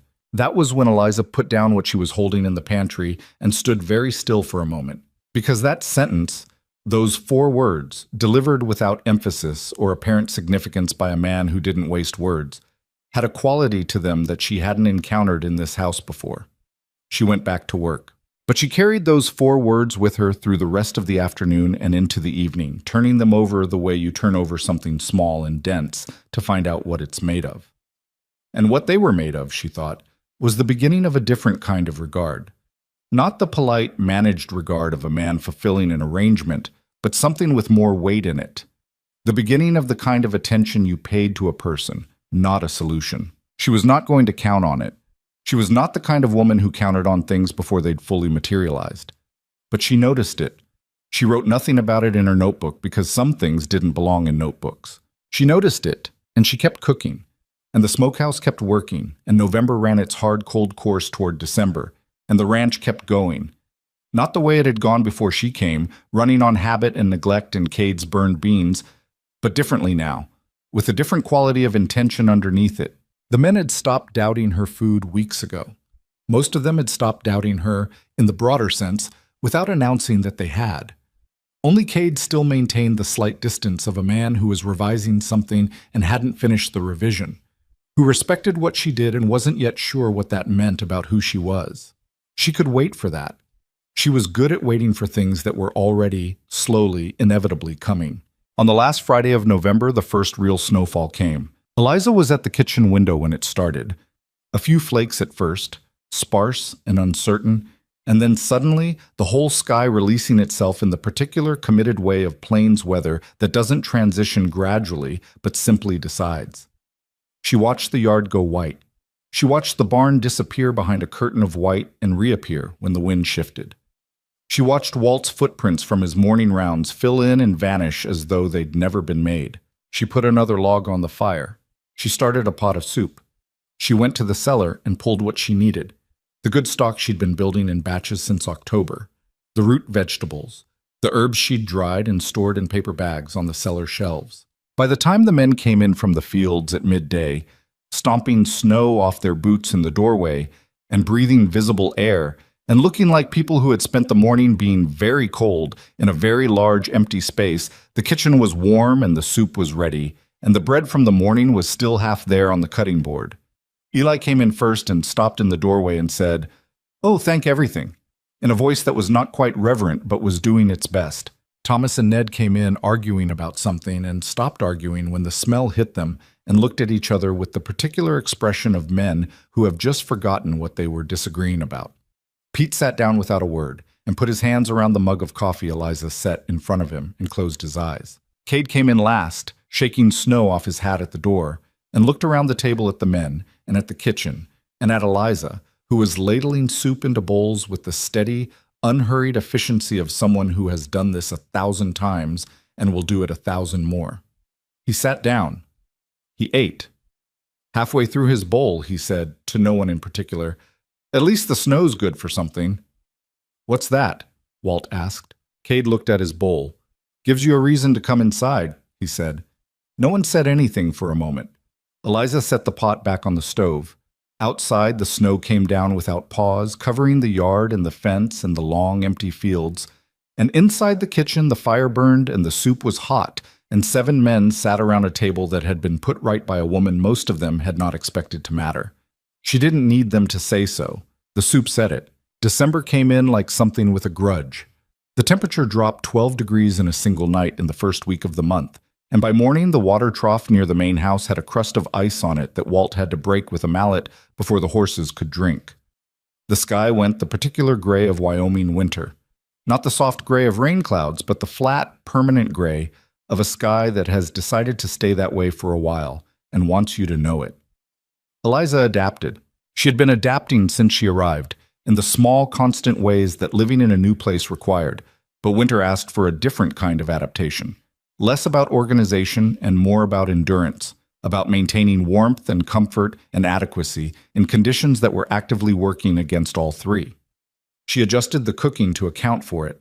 Heavier soups, longer braises, more fat in everything because fat was heat and heat was survival, and she was not interested in feeding men on ideology when they were coming in from the cold with ice on their gloves. The kitchen fire burned from 4 in the morning until 10 at night. She banked it at the end of each day with the particular care of someone who understood that the fire was not just warmth, but also breakfast and bread, and the difference between a functioning household and a failing one. She had been at the ranch for exactly 10 weeks when the Sunday came that changed things. She had been planning it for 2 weeks, which was not long by the standards of serious cooking, but was long enough to do it right. She'd been waiting for the right combination of factors. The right cut of beef, which she'd arranged with the butcher in town through Walt on his last supply run, specifying the exact marbling she wanted and the size. The right root vegetables, which she'd been selecting from the cellar with a deliberateness that Colton had noticed without commenting on, and a particular clear morning with no emergency to manage, which Wyoming in December made no guarantees about but which this Sunday provided. She woke at 3:30. She did not usually wake this early, but this was not a usual morning. The beef went into the oven at 4:15, seasoned the night before with salt and pepper, and a paste of rendered fat and dried herbs brought up to the room temperature of a cold kitchen, which was still warmer than outside and would have to do. She built the fire in the stove to a higher heat than usual, and then gradually reduced it as the oven settled into the slow, consistent temperature that a roast like this one needed. Too hot, and you lost the outside before the center was right. Too cool, and you were cooking all day for something that came out gray. She'd done this enough times to know the fire. She and the fire had an understanding. While the roast began its long work in the oven, she made the bread. A double batch, 2 large sourdough loaves and a smaller one with rosemary folded in that she'd been thinking about since she found the dried rosemary going to waste in a jar at the back of the spice shelf. The dough went into its warm corner to rise. She went to the cellar and brought up the potatoes and parsnips and onions she'd selected, and the small crocks of rendered duck fat she'd been saving for something worth saving it for. By 6 o'clock, the kitchen smelled like a place where something serious was happening. Walt came in for his morning coffee. He was always first, always quiet, always appreciative in the particular wordless way that had become one of the things she depended on about him, and stopped just inside the door. He inhaled. "What are you doing?" he said. "Sunday dinner." He looked at the oven. He looked at the bread dough covered with a cloth on the counter. He looked at the row of vegetables on the work table, prepped and waiting. "What time is dinner?" 2 o'clock. He nodded slowly, the way a man nods when he's made a decision. "I'll tell the others." "I was going to do that."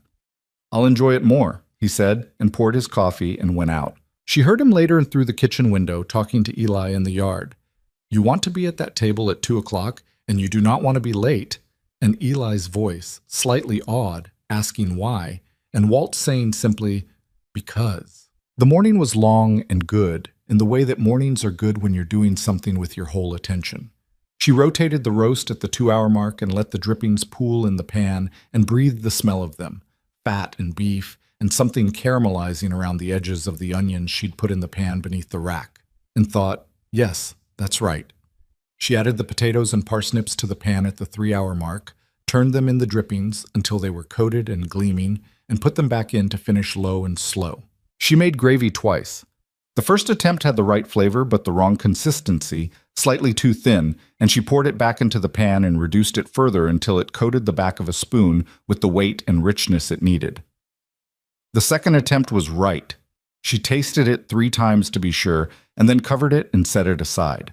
The rosemary loaf came out at noon, golden on top, sounding hollow when she knocked on the bottom, and the smell of it mixed with the roast smell and the potato smell, and became something that was larger than its individual parts. At 12:30, Cade appeared in the kitchen doorway. He did not have a pretext this time. He just stood there. "I heard," he said. 2 o'clock, she said. He looked at the roast, which she'd taken out to rest on the carving board. It needed an hour, minimum, and she'd fight anyone who tried to rush it. The beef had developed the deep, nearly black exterior that meant the crust had formed perfectly over the pink interior that she knew, without having cut it yet, was exactly what it needed to be. Cade looked at it for a long time. "That's not what we usually eat," he said. "No," she agreed. He went out without saying anything else. But she noticed, in the hour that followed, that someone had swept the front porch, which no one had done since she arrived, as far as she could tell, and that the firewood beside the front door had been restacked neatly. Small things, the kinds of things a person did when they wanted to contribute to something without knowing how to say so. At 1:50, Colton came downstairs. He had changed his shirt. She noticed this without remarking on it. A clean shirt for Sunday dinner, which was the kind of detail that shouldn't have meant much and did. He came into the kitchen and looked at the table, which she had set with the cloth again, and with the good plates, and with the bread already on the cutting board in the center. He looked at the roast on the carving board, and the bowl of potatoes and parsnips glistening with the duck fat they'd finished in, and the covered gravy on the stove. He said nothing for a moment, then, "Can I help with anything?" It was the first time he had asked that. She handed him the carving knife. "You can carve," she said, "same as last time, but wait until everyone's seated." He took the knife. He stood at the carving board with it and didn't carve, because she'd told him to wait, and she went back to the stove. And for a moment the kitchen had a quality she couldn't quite name, something about the two of them standing in this room that had been dead and was now alive, with the fire going and the food ready and the sound of boots on the porch boards as the men came up for dinner. That was larger than either of them, but contained both of them. She ladled the gravy into the serving bowl she'd found in the back of the cabinet and didn't think about it further. The men sat down. 7 of them, same as always, plus Colton at the head. 8 people around a table that had, 2.5 months ago, been 4 mismatched chairs and a cold fireplace and the accumulated weight of 14 months of a household running on nothing but necessity. Colton carved. The first slice came off the roast, and the interior was exactly what she'd known it would be. Deep pink at the center shading to a darker rose at the edges, the grain of the meat relaxed and tender from 3 hours at low heat, the crust holding its shape and releasing a thin ribbon of juice onto the board. Thomas said, "Oh." Just that. Just the one word, without apparent intention. Ned did not say anything. He was already holding his plate out. Pete looked at the slice that Colton put on his plate, and then at Eliza, and something moved across his face that she recognized after a moment as the expression of a person who has been brought unexpectedly into the vicinity of a memory they had not anticipated encountering. "My mother's kitchen," he said, to no one in particular. "I don't know how, but that's exactly what it smelled like." No one responded to this because no one needed to. They ate. Eliza had been watching people eat for her entire adult life, and she had learned to read the room by watching what mouths and hands and eyes did when food was in front of them. What she saw at that table on that Sunday was something she would not describe to anyone for a long time, not because it was private, exactly, but because it was the kind of thing that resisted description. 7 men who had been living in the same place for months, most of them through a grief that none of them had named or processed in any organized way, eating a meal that was not trying to do anything except be exactly what it was, and finding in that something they hadn't known they were missing. Nobody argued. Nobody rushed. Thomas reached for a second portion of potatoes with a kind of reverence that was completely unlike his usual quality of motion, which was efficient and slightly impatient. Eli, midway through his plate, looked up at Eliza with an expression she'd seen on his face once before. The day she'd given him the roll when he was standing in the kitchen, not looking at the bread, and said, "Thank you, ma'am." "You're welcome, Eli." I mean, he stopped, started again, with the halting quality of a young man trying to say something true with equipment that wasn't quite up to it. I mean, thank you for... He made a small gesture that encompassed the table and the kitchen and apparently much more than either. I know what you mean, she said. He nodded and went back to eating. Cade was quiet through most of the meal. Not his usual managed quiet, but a different kind. The quiet of a man who is paying attention to something that is revising something else in real time and finding the process slightly humbling. She watched him in the peripheral way she watched everyone at the table, and she saw the moment. It was between his first and second serving when he'd set his fork down briefly and looked at nothing in particular for about 3 seconds, when whatever internal account he'd been keeping was adjusted and something was entered differently than it had been before. He didn't look at her when it happened, but afterward, the quality of his silence in the room was different. It was Colton who broke it. He set down his knife and looked at Eliza across the table. A direct look, without the careful, managed quality of a man who is deciding how much to show. Just a look. "This is the best meal anyone has made in this house," he said, "that I can remember." The table went quiet in the way that tables go quiet when someone has said something that everyone present recognizes as true and important. Eliza met his eyes. "Thank you," she said. "I mean it." "I know you do," she said. "That's why I said thank you." Something moved across his face. Not quite a smile, but the precursor to one. The expression a face makes when a smile has been considered and partially approved. He picked up his fork and went back to eating. Cade, across the table, was looking at the middle distance with the expression of a man revising a longer and more complicated internal document. He looked at Colton. He looked at Eliza. He looked at his plate. Then he said, to the table in general, but with a tone that wasn't quite general, "I said some things that weren't fair." The table shifted. Several of the men found suddenly interesting things to look at that weren't Cade. Eliza looked at him. He was not looking at her exactly. He was looking at a point that included her, which was as close as he was going to get right now, and she understood that. "I said them to people outside this house," he said, "which makes them worse." "Yes," she said. "It does." He looked at her then, directly. "I was wrong," he said. The kitchen held this for a moment. Outside, the December wind was doing something to the eaves. "All right," Eliza said. "All right?" He looked slightly uncertain about this response, as if he had expected something more. "You were wrong," she said. "You've said so. I don't need more than that." A pause. Then Walt said, "Good, because these potatoes are not going to eat themselves, and I would very much like seconds." And the tension broke in the way tension breaks when someone redirects it towards something practical, which is usually the kindest way to break it. The meal lasted until almost 4 o'clock. What happened after it, in the following days, was the kind of shift that you could not point to a single cause for because the single cause had been months in the building. But if you had to choose a moment, it was that Sunday dinner, and the moment within it when Cade said what he said, and the moment when Colton looked across the table with that direct, uncalculated look. Those were the 2 moments. Everything after them moved differently. Cade was different, not dramatically, not in a way he would have announced or perhaps even acknowledged, but observably. The slight managed quality, the deliberate civility of a man performing cordiality rather than practicing it, was gone. He talked to her the way he talked to Walt, which was plainly and with the assumption that she would follow and respond usefully, which she did. He asked her once about the water situation on the east side. Colton said you were the one who spotted the channel issue, and listened to what she said about it with the full attention of a man who respects a source. "He's getting to it before the spring thaw," Cade said.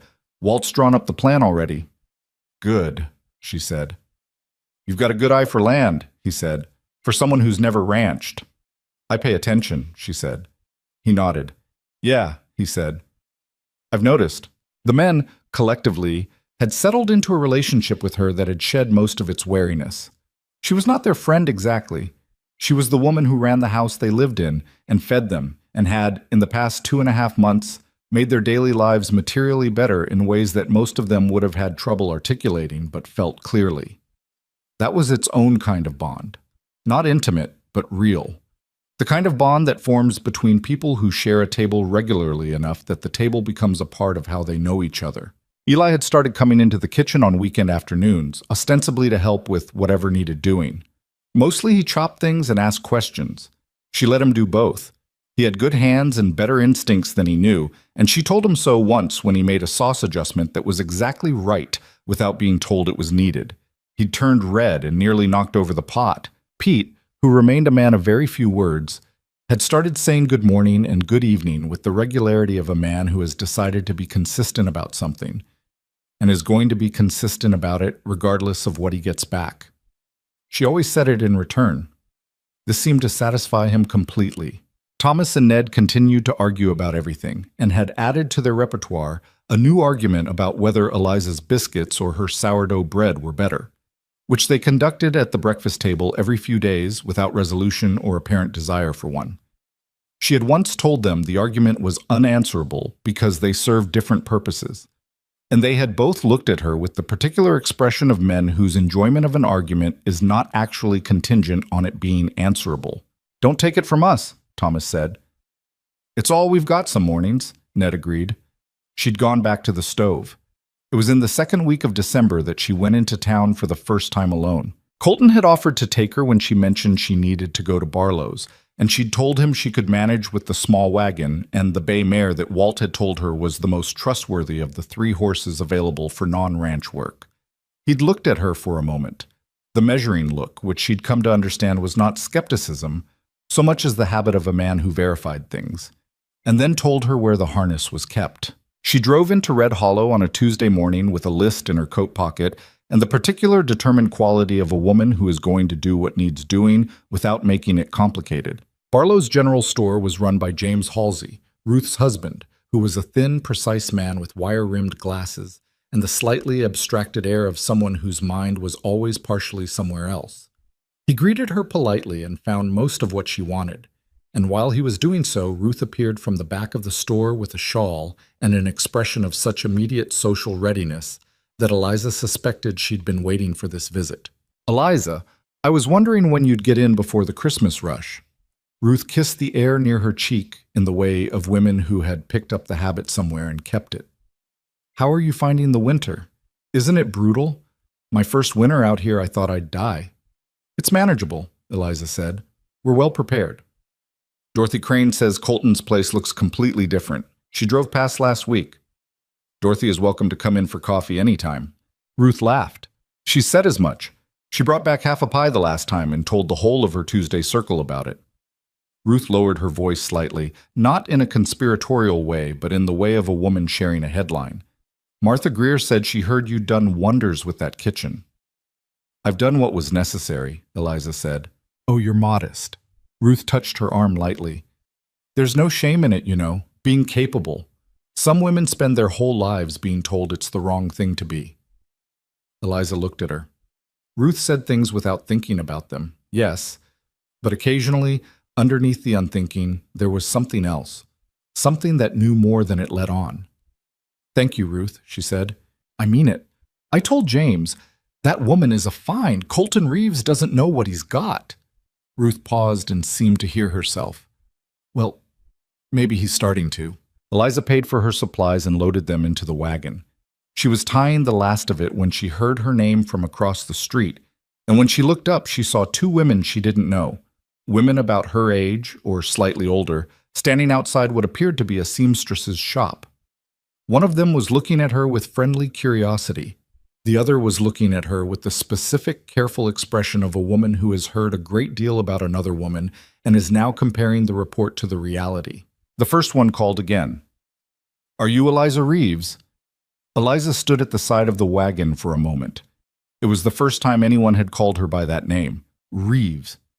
Reeves, not Hartwell. She hadn't taken his name yet in any formal sense. The wedding was still ahead of them, the arrangement still running on its practical terms. But the town, apparently, had made its own decision about the timeline. "I am," she said, because arguing with it seemed beside the point. The woman waved her over in the cheerful, assuming way of someone who is accustomed to people coming when waved at. Eliza considered the wagon and decided it could wait 5 minutes and cross the street. Her name was Clara Benton, and the other woman was her sister Frances, and they were both friendly in the uncomplicated, genuine way of people who had not yet decided what to think of you and were simply finding out. Claire asked about the ranch. Frances asked about Ohio because she had a cousin in Cleveland. Claire asked about the cooking because she had heard, and Eliza answered all of it briefly and without performance. And by the end of 5 minutes, she had a standing invitation to Clara Benton's Thursday sewing circle, which she declined politely, but not permanently. "We're not as bad as you might have heard," Clara said, with the slight rueful quality of someone who knows exactly what gets said and by whom. "I haven't heard anything bad about you specifically," Eliza said. Clara laughed. "That's diplomatic." "It's accurate," Eliza said. "Good day." She drove back to the ranch with the supplies in the wagon bed and the sky going darker toward the north, which Walt had told her meant weather. She had 2 hours before supper. She used them. The incident happened on a Saturday, 8 days before Christmas, in the afternoon. She had gone to the smokehouse to check on the current hanging, a batch of beef she'd started the previous week, and was on her way back across the yard when she heard the voice from behind her. A man's voice, unfamiliar, with a particular quality of ease that said he was accustomed to being heard. She turned around. There were 2 men at the gate. She could see their horses at the fence, and she could see from the cut of their coats and the quality of their horses that these were men with money, or at least men who presented themselves as such. One of them was maybe 45, with a wide face and the confident stillness of a man who has been important in a room for long enough that it has become his natural posture. The other was younger, perhaps Colton's age, and standing slightly behind the first in a way that indicated subordinate.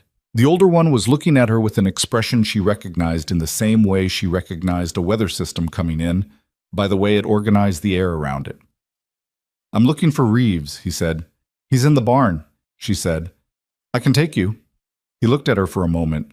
His eyes moved over her in the particular way she was well acquainted with, not leering, just classifying. Taking inventory, a quick and somewhat mechanical assessment of what she was.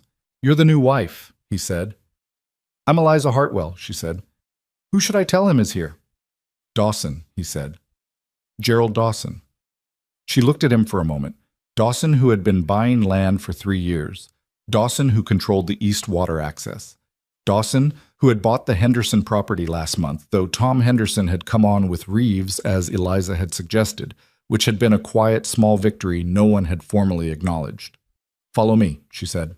She walked toward the barn at the pace she normally walked, which was efficient rather than deferential, and Dawson and his man followed her across the yard. She could feel Dawson looking at the smokehouse as they passed it, and at the house, and at the organized appearance of the yard, which was different from how it had looked 2 months ago in ways that were significant, if you knew what a neglected yard looked like and what a managed one did. Colton was in the barn with Walt, looking at the underside of the hay wagon that had developed a problem with one of its wheels. He looked up when Eliza came in. She said, "Gerald Dawson is here to see you." Something moved in Colton's face, not alarm, more like the expression of a man who had been expecting something and was noting its arrival.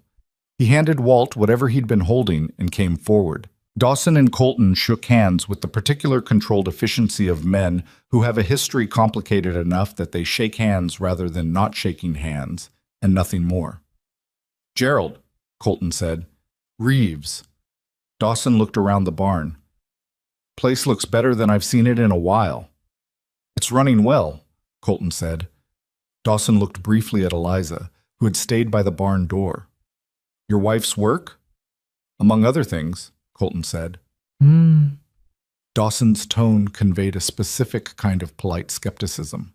The tone of a man who has assessed something and found it adequate but not impressive. Eliza had heard that tone applied to herself by people far less important than Gerald Dawson, and it had, over the years, lost most of its ability to affect her. She noted it and set it aside. "What brings you out?" Colton said. The conversation that followed was about a shared fence line and a repair agreement that Dawson wanted to renegotiate, and Eliza stayed by the door and listened to all of it and said nothing. She was not in the habit of inserting herself into Colton's business dealings, but she listened, and what she heard was a man trying to reshape an agreement in his favor under the guise of practical mutual benefit, and doing it with the smooth, reasonable quality of someone who had been doing this kind of thing for long enough that it had become second nature. Colton negotiated steadily. He was not a man who could be rushed or flattered, and Dawson seemed to know this. He adjusted his approach twice in the course of the conversation, each time hitting the wall of Colton's quiet, factual resistance and backing up and trying another angle. Eventually, they arrived at something that was not quite what Dawson had come for, which was, Eliza suspected, about as good as an outcome as was available.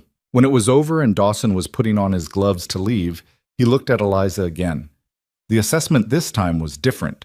Still the same basic operation, but there was something added to it, some slight recalibration that she recognized as the result of having watched her stand in a room for 20 minutes without fidgeting or excusing herself or trying to contribute something unnecessary. "You've got a sensible wife, Reeves," he said. "I know that," Colton said. Dawson looked at Eliza directly. "Good to meet you, Mrs. Hartwell." "Hartwell," she said. "And likewise." He left. Walt went back to the wagon wheel. Colton stood for a moment looking at the barn door through which Dawson had just gone. Then he said without turning around, "You heard all of that." "I did." "Anything I missed?" She thought about it. "He mentioned the South Pasture water twice when it wasn't relevant to what you were discussing." A pause. "I noticed that too," Colton said. "He's going to come back to it." "Yes," Colton said. "He is." He turned then. He looked at her in the way he had increasingly looked at her, the direct, attentive way that was different from the early days' careful assessment. This look didn't evaluate, it just looked. "The channel fix," he said. "Walt's starting it Monday." "Good." "Before Dawson makes it an issue." "Yes," she said. "Before that." A beat of silence. "Thank you," he said, "for telling me about it." "You would have gotten there," she said. You saw it first," he said. "Don't minimize that." She looked at him. He held the look without moving. "All right," she said. "You're welcome." She went back to the house. She was at the stove, starting the evening meal, when she heard his boots on the porch steps, and then in the front room, and then he appeared in the kitchen doorway with his hat in his hands, turning it by the brim the way he had on that first day at the stagecoach. That particular unconscious motion of a man who doesn't know what to do with his hands when he wants to say something. "The wedding," he said. "I thought we should probably, before the year's out." She turned from the stove. "All right," she said. "Nothing large, just that—" He stopped. "Whatever you want. Reasonable." "I don't need large," she said. He nodded. He kept turning the hat. "Eliza," he said. "Yes." He looked at the floor for a moment, then up at her. "I'm not good at—" He stopped. "I know what this started as. I know I put that advertisement in the paper because I needed someone practical. I want you to know that I know it started that way." She waited. "It doesn't feel like that now," he said. "It feels like something else. I don't have the language for it exactly." She looked at him for a long moment.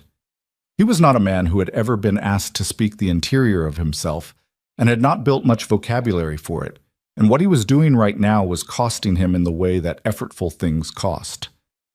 "You don't need the language for it," she said. "Not right now." "I might need it eventually." "Then you'll find it eventually," she said. "I'm not going anywhere."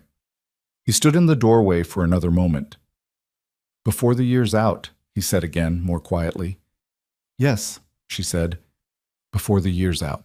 He put his hat on and went back outside, and she listened to his footsteps cross the porch and go toward the barn, and she turned back to the stove. The evening light was fading in the kitchen window, going from pale gray to a darker blue. The fire in the stove threw a warm, unsteady light across the floor. She stirred the pot. Somewhere in the yard she could hear Walt and Eli talking about the wagon and the sound of horses, and under all of it the particular quiet of a December evening in Wyoming that was not the silence of emptiness, but the silence of a place that had settled into itself for the night. She had a winter to get through yet. There would be harder mornings and longer weeks and moments she hadn't planned for, because there were always moments you hadn't planned for, and you met them when they came and not before. But the house was warm. The food was good. The men who had dismissed her without a second thought now sat at her table and didn't rush. And the man who had put an advertisement in a newspaper asking for someone practical had just stood in her kitchen and admitted, in his careful, insufficient way, that something had changed. She had known it before he said it. But it was good to hear. They were married on the 28th of December, 3 days after Christmas, in a ceremony that lasted 20 minutes and was attended by exactly the people it needed to be attended by, and nobody else. Walt stood up for Colton. Eliza had no one to stand up for her.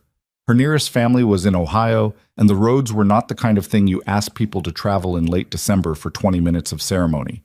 And so Clara Benton, who had come out to the ranch twice in the week since their meeting in town, and had quietly become the closest thing Eliza had to a friend in Red Hollow, stood beside her instead. Clara had brought a small bunch of dried wildflowers wrapped in ribbon that she pressed into Eliza's hands just before it started, and Eliza had looked at them and thought about her grandmother and not said anything. The justice of the peace was a man named Harold Fitch, who also ran the land office and had the distracted quality of someone managing too many official functions at once. He read the words. They said what needed to be said. Colton put a plain gold band on her finger. She had not known he'd gotten one until that moment, and when she looked up at him after he'd put it there, his expression was the careful, composed one she'd come to understand was him at maximum attention, holding something steady. All right, Harold Fitch said, in the tone of a man moving on to the next item. Afterward, they ate. Of course they ate. Eliza had spent the previous day cooking because that was what she did with moments that felt large and uncontainable. She fed people through them. There was a ham she'd smoked herself and glazed that morning. There was the sourdough. There was a cake, a real one, with dried fruit she'd been soaking in apple brandy since October against exactly this kind of occasion, though she had not told herself that was what she was doing at the time. Clara cried a little and said she wasn't, which everyone pretended to believe. Walt shook Colton's hand with the grave, sincere quality of a man who didn't make gestures lightly. Eli ate 2 pieces of cake and looked like someone who had attended his first good thing in a long time. Cade was the last to shake Colton's hand and the last to speak to Eliza. He stood in front of her for a moment with the slight awkwardness of a man who has something to say and is deciding how directly to say it. I owe you better than I gave you at the start, he said. You paid it back, she said. Not fully. Cade, she looked at him. It's done. Start from where we are. He nodded once with the tight, sincere quality of a man accepting terms he finds more generous than he deserves. Yes, ma'am, he said, and then quieter. Congratulations. Thank you, she said. Now go eat some cake before Eli finishes it. He laughed. The real laugh. The one she'd been hearing more of in recent weeks. And went. December turned into January, and January was the hard month everyone had told her it would be. The cold was not gradual. It arrived with commitment and stayed with stubbornness, and the ranch contracted around itself the way things do in deep winter. Activities reduced to what was essential, movement limited to what was necessary. The days shortened to a gray strip of light between 2 stretches of dark. The men spent more time inside. The horses needed more care. The water troughs froze in the night despite the hay insulation Walt wrapped around them, and someone had to break the ice every morning before anything else happened. Eliza had prepared for this. The preparation was the reason February would not be the catastrophe it had been in other years on other ranches. She had seen the shape of the winter from October and planned accordingly, and what that planning looked like in January was this. Full shelves, full smokehouse, enough firewood stacked against the side of the house to last through March, and a kitchen that ran without strain because the strain had been absorbed in advance. This was not nothing. The men understood it was not nothing, even if they didn't articulate it in those terms. What they said was things like, good thing we've got the stores, and good thing the smokehouse is full, in the offhand way of people crediting a fact without quite crediting its source. She didn't mind. The stores were full, that was the point. What January gave her that she hadn't anticipated was time to think. She had been in motion since October. Constant, purposeful, efficient motion. And winter's enforced slowness was a different kind of challenge. Not harder exactly, but requiring a different quality of attention. She found herself thinking about the garden plan she'd been sketching in the back pages of her notebook since November. She spread it on the kitchen table one afternoon when the light was good and worked through it with the focused pleasure of a problem that had a real solution. The south plot was larger than she'd initially thought. Colton had been right about that when he walked it with her that one afternoon before the ground froze. It was roughly 40 feet by 60 if she took it all the way to the fence line, which she intended to do. She mapped it in sections: vegetables in the northern portion where the sun hit longest, herbs along the fence where they'd get the reflected heat from the wood, a row of berry canes on the east side that would need their first year to establish but would produce reliably after that. She added a cold frame structure in the southeast corner. She'd drawn the design 3 times and revised it twice. That would let her start seedlings 6 weeks before the last frost and get a meaningful head start on the growing season. She was deep in the measurements when Colton came in from outside, stomping cold off his boots. He looked at the spread of papers on the table. The garden. Mapping the rows, she said. I want to start the cold frame as soon as the ground thaws enough to set the posts. He came and looked over her shoulder at the layout. He smelled like cold air and horses, and the particular outdoors smell of a man who'd been working in winter. He stood close enough that she was aware of it without quite turning toward it. You've got cold frames drawn up, he said. 6-week head start on the season, maybe 8 if March stays warm enough. He was quiet for a moment, looking at the diagram. What's this section on the east side? Berry canes, currants, and gooseberries. They won't produce the first year, but by next summer, he said. She turned slightly to look at him. He was looking at the plans, and there was something in his expression that she had noticed before, but was seeing more clearly now in the winter quiet of the kitchen, with the fire going and the plans spread between them. It was the expression of a man who was thinking about the future in a way he hadn't been before she arrived. Not the practical defensive thinking of someone bracing for what could go wrong, but the different kind of thinking that came from believing the future might be worth something. Next summer, she confirmed. He straightened up. Walt can help with the posts when the ground breaks. I know he can, but I'd like to do most of it myself. He looked at her. The garden's mine, she said. I'll take help where I need it, but I want to do most of it. A beat. All right, he said. It's yours. She turned back to the plans. The thing about January was that it stripped things down. There was less to manage, less noise, less of the constant productive busyness that had defined her first months. What remained in the stripping down was the shape of things as they actually were. And what she saw in January was that the ranch she was living on was better than it had been. Genuinely, structurally better. And that it could be better still. She had been careful, until now, about what she said to Colton about the ranch operation itself. She had offered observations when they were invited and held back when they weren't, because she understood that she was new here and that there was a difference between the authority she had in the kitchen and the authority she had over how the cattle were managed or how the fields were prepared for spring. One was hers by the terms of her arrival. The other was not. But she had been watching for 3 months, and what she'd seen had been accumulating.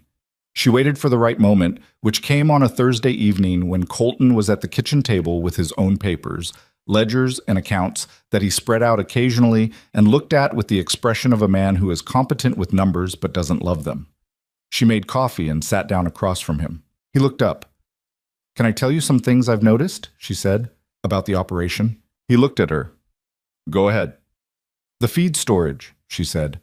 You're losing time every morning because the hay is stacked on the north side of the barn and the cattle pens are on the south. 3 extra trips, twice a day, every day. If you moved the winter hay stores to the east annex before next fall, you'd save, she'd done the arithmetic, around 4 hours of labor a week across the winter. He was very still. The east annex, he said slowly. That would mean clearing it. The equipment in there that isn't being used could go to the back of the big barn. I've been in there twice now. There's room. He said nothing. The south pasture fencing, she said. 3 sections have posts that are starting to go. They'll last another season, maybe, but they won't last 2. If you address them in spring, you can do it at your pace. If you wait until they fail, I know the fencing, he said. I know you do, she said evenly. I'm telling you what I see. He looked at her. His expression was not angry, but it was the look of a man who is encountering something that requires him to decide something about himself, whether he's the kind of man who hears this or the kind who doesn't. How long have you been keeping this list? He said. Since November. He was quiet for a moment. Why didn't you say anything? Because it wasn't mine to say, she said. I was still figuring out what I knew versus what I thought I knew. And you hadn't asked. I'm asking now. Yes, she said. You are. She told him the rest. Not all at once. She laid it out in the same methodical way she laid out a kitchen, one section at a time, with the reasoning visible so he could follow it. The water channel fix that Walt was already addressing, the efficiency of the feed routing, the south fence, a crop rotation she'd read about in an agricultural paper she'd found in the land office waiting room, which she'd asked Harold Fitch if she could borrow, and which she'd read twice and folded into her coat pocket. She put the paper on the table. He picked it up and read it. He was a slow, careful reader. She'd noticed this before, the quality of attention he gave to written things. When he was done, he set it down. Where did you get this? Harold Fitch. He had a stack of them. Harold Fitch had agricultural papers. He has a lot of things he's not using. He didn't mind. Colton looked at the paper again. This rotation. You'd need to plan it before the spring planting. I know. That's why I'm telling you in January. He ran a hand across the back of his neck in the way he did when he was working something through. He looked at the ceiling. He looked at the paper. He looked at her. You've been thinking about this ranch, he said, since before Christmas. Since before Thanksgiving, she said. He was quiet for a long time. Eliza, he said, yes. I need to ask you something. She waited. Did you answer that advertisement because you wanted a ranch or because you wanted... He stopped. Started again with the careful quality of a man choosing words he means precisely. Why did you come here? She thought about how to answer that honestly. I came because I needed somewhere to be, she said, and the advertisement didn't promise anything easy, which meant it was probably honest. I've worked for people who promised easy things before. She paused. I didn't know about the ranch until I got here, but once I was here, She stopped. What? He said. I saw that it could be something, she said. I see that in places sometimes, the way they could be if someone looked at them carefully enough. She looked at the table. I'm sorry if that's overstepping.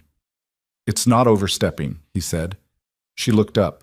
It's not, he said again, and his voice had something in it she hadn't heard before. A quality she couldn't name immediately, and then could. Gratitude, yes, but underneath it something more unsettled. The quality of a man who has realized something about himself that he hadn't expected to realize. You've been running this place in your head since October, he said. The house part, yes. That was my job. The land part. She shook her head. I was watching. That's different. Is it? She thought about it. I don't know, she admitted. He nodded. He pulled the agricultural paper toward him again and looked at it. Before spring planting, he said, and there was something settled in his voice now, decided. We'll need to talk to Cade. He manages the field rotation. I know, she said. I can talk to him if you'd rather. We'll do it together, Colton said. The spring came. The way spring came in Wyoming. Not gently, not all at once, but in lurches and retreats. A warm week followed by a cold snap, followed by 3 days of rain, and then suddenly a morning when you walked out and the light was different, and the ground smelled alive, and you understood that winter was behind you, even if it hadn't fully said so yet. Eliza had the seeds ordered by February, and the cold frame posts set in the first week of March, and the seedlings started 2 weeks after that, in neat rows of small clay pots arranged on the south windowsill of the kitchen where the winter light was best. She tended them with the same systematic attention she gave everything. Daily water, rotation toward the light, removing the ones that weren't going to make it without sentiment because that was how you kept the others strong. The men watched the seedlings appear on the windowsill with various degrees of interest. Eli asked what everything was, and she told him, and he started checking on them in the mornings when he came in for coffee, which she didn't discourage. Pete observed them once with the careful expression of a man who is not going to admit he finds small growing things compelling, and then looked out the window until she changed the subject. Thomas said, Is that going to be enough space for all that?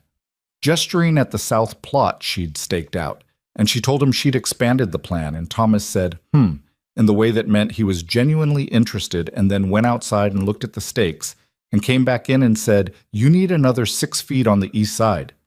And she told him she'd already accounted for it, and he looked at her for a moment and said, All right then, in a voice that contained approximately 0 complaint, which was about as close to enthusiastic agreement as Thomas got. The channel work Walt had done in late winter was already showing results. The south pasture had noticeably better moisture distribution by March, and Colton had walked it once with Walt, and once alone, and both times came back looking like a man who had confirmed something he'd hoped for. He told her about it on the second walk. "The south section," he said. "You can see where the water's running now. It's different." "Better?" "Better," he said. "Walt says we'll know for certain by June." "We'll know," she said. He looked at her. There was a half smile on his face. She'd started seeing more of those in the past month, the carefully partial smiles of a man who was warming up to the idea of letting his expressions be visible. "You're certain already." "The math is straightforward," she said. "I'm not certain about everything, just the things with straightforward math." He made a sound that might have been a laugh if he'd let it go all the way. He didn't quite, but it was close. The visitors began in April. She hadn't anticipated that specifically, hadn't planned for it, hadn't worked toward it. It was simply the result of a process that had been running its own course while she was busy with everything else. Word traveled in the way that word traveled in small communities with not enough to talk about, and what had been traveling about the Reeves Ranch was the food. Dorothy Crane came first, which Eliza had expected. Dorothy had been circling back ever since the half-pie incident, and the sewing circle in the Tuesday group had apparently provided ample fuel. Dorothy brought her sister-in-law from Cheyenne, who had been visiting for a week, and they sat in the kitchen for 2 hours and ate the bread and the apple butter, and something Eliza had been experimenting with. A savory tart with dried herbs and the last of the winter's preserved onions. And the sister-in-law, whose name was Millicent, said with complete sincerity that she had eaten at the Laramie Hotel and this was better. Dorothy beamed as though she had made the tart herself. A week after that, 2 men came out from town. A cattleman named Briggs, who was new to the territory, and a merchant named Coover, who was not, who were doing business with Colton and stayed for supper. Eliza had not planned anything elaborate. She made what she was making, which happened to be a braised short rib with the last of the winter root vegetables and the sourdough, and a berry cobbler with the first of the preserved berries she'd been saving. It was a weeknight meal. It was what she made on weeknights. Briggs, halfway through dinner, set down his fork and said, "Reeves, where does your wife cook from? Who trained her?" Colton looked at her. "My grandmother," she said. "An experience." "What experience?" "Hotel kitchens, mostly. A restaurant for 3 years in Ohio." Briggs looked at her with the focused expression of a man doing arithmetic. "Have you thought about doing this commercially? Some kind of—" "She runs the household," Colton said. His voice was even, not defensive exactly, but definitive. Briggs held up a hand. "No offense intended, I just mean, this is exceptional food. You don't encounter this." "I know I don't," Colton said. "That's why she's here." The way he said it, quiet, certain, without a glance in her direction because he didn't need to look at her to know what he meant, was the kind of thing that went in somewhere and stayed. Eliza picked up the serving dish and asked Coover if he wanted more, and Coover said yes and thank you and seemed to understand that the conversation had concluded. After they left, Colton came into the kitchen while she was washing up. "I didn't mean to speak for you," he said. "You spoke for the household," she said. "That's your job. Is that all right?" She looked at him over her shoulder. "Briggs's idea wouldn't have worked," she said. "Not here, not the way he was thinking, and you knew that." "I knew that." "Then you spoke accurately," she said. "Yes. It's all right." He stood in the kitchen for a moment. He'd gotten better at being in the kitchen, not in the hovering, uncertain way of the early weeks, but with the ease of someone who had come to understand that this room was not just functional space, but something else. A room where the day wound down and the household made sense of itself. "Tom Henderson fixed the east fence section today," he said. "I saw him out there this afternoon." "He's working out," Colton said. "You were right about him. He works hard," she said. "He just needed someone to give him a place to." A beat of quiet. "You do that," Colton said. "Give people places." She turned off the tap and dried her hands. She turned around and looked at him. "I don't know if I do it consciously," she said. "Maybe that's why it works," he said. She didn't have an answer for that. She looked at him, this man who had put 4 words in a newspaper and gotten her, which was probably not what he'd expected, and who had arrived at the present moment by a series of adjustments and revisions and small moments of honesty that had accumulated into something neither of them had planned. He was still not easy. He was still a man who carried things without saying he was carrying them, who communicated in brevities and silences and the occasional sentence that landed harder than anything longer could have. He was not what she'd expected either. She thought she was beginning to understand that this was not a problem. Outside, the April evening was doing what April evenings did in Wyoming, holding a cold that wasn't quite winter anymore, but wasn't ready to let go, the sky going deep blue, and then purple, and then the particular dark of a clear night on the plains, with more stars than you could make sense of. Inside, the kitchen was warm. The seedlings on the sill had their first true leaves. The sourdough starter on the shelf above the stove was active and healthy and had survived a journey from Ohio in a padded jar and 4 months of a Wyoming kitchen and would, she had no doubt, survive whatever came next. She put the dish towel on its hook. "I'm going to check the cold frame before it gets full dark," she said. "I'll come," he said. She looked at him. "If that's all right," he said. "Yes," she said. "Come on then." They went out together into the April dark, and the stars were very bright, and somewhere in the south pasture one of the horses made a sound that carried in the cold, clear air, and the ranch spread out around them, the barn and the bunkhouse and the smokehouse and the fields and the long fence lines running out toward the horizon, solid and real and more alive than it had been when she'd come to it in October with a worn bag and a jar of sourdough starter and 4 notebooks full of things she knew. It was not finished. Nothing ever was. There was spring planting still to do and summer still to get through and 100 things she hadn't solved yet and some she hadn't even found yet. But it was hers. Both of them knew it, walking out into the dark. It was theirs. The garden came up in May. Not all at once, she hadn't expected it to, but by the second week the seedlings she'd transplanted from the kitchen windowsill were establishing themselves with the cautious determination of things testing new ground. And the cold frame had done exactly what she'd calculated. 6 weeks of head start, bought with January planning and March labor, and the particular stubbornness of a woman who didn't know how to do things halfway. The currant canes on the east fence were showing their first new growth, small green at the branch tips, tentative, uncommitted. She understood the feeling. Colton came out one morning and found her on her knees in the tomato row. He stood at the edge of the plot and looked at the full 40 feet of it running south toward the fence line. "You planned for next year's harvest already," he said. It wasn't quite a question. "And the year after," she said. "The gooseberries take 2 seasons." He was quiet for a moment. "Is that a problem?" She looked up at him. "I was going to ask you the same thing." Something moved at the corner of his mouth. "No," he said. "It's not a problem." He crouched at the edge of the plot and stayed there a while without saying anything else, and she went back to the tomatoes, and the morning held them both in it without requiring anything more. Summer came hard and fast, the way Wyoming summers did, like they were making up for the months they'd lost to cold. The crop rotation showed its results in June, the rested soil darker and more workable, the growth in those sections visibly stronger. Cade walked the fields in late June and came back to the kitchen doorway with the expression of a man settling a private account. "You were right," he said, "about the rotation." "The paper was right," she said. "I just read it.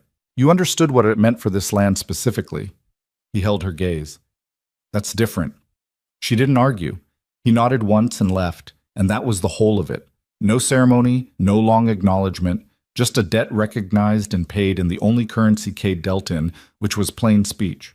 The south pasture water told the same story. By midsummer, the grass was thicker, the cattle distributing more evenly across the section, and Colton mentioned over supper one evening that the yield projections were up 12% from the previous year. "The channel," she said. "The channel and the rotation both. Can't separate them." He looked at her across the table. "You planned this in October." "November," she said. "I didn't know enough in October." He almost smiled. November, then. Tom Henderson had become indispensable by July, which was not a surprise to either of them. He worked with the energy of a man who understood what he'd been given and wasn't going to waste it, and he'd started bringing observations about the east fence and the water distribution directly to Eliza. Sharp, specific things that she passed along to Colton with exact attribution because that mattered. Credit mattered. She had learned that from years of not receiving it. It was Eli who told her one afternoon in July what the men said about her when she wasn't in the room. He didn't quite mean to. They were in the kitchen, him chopping, her working on the week's preserving.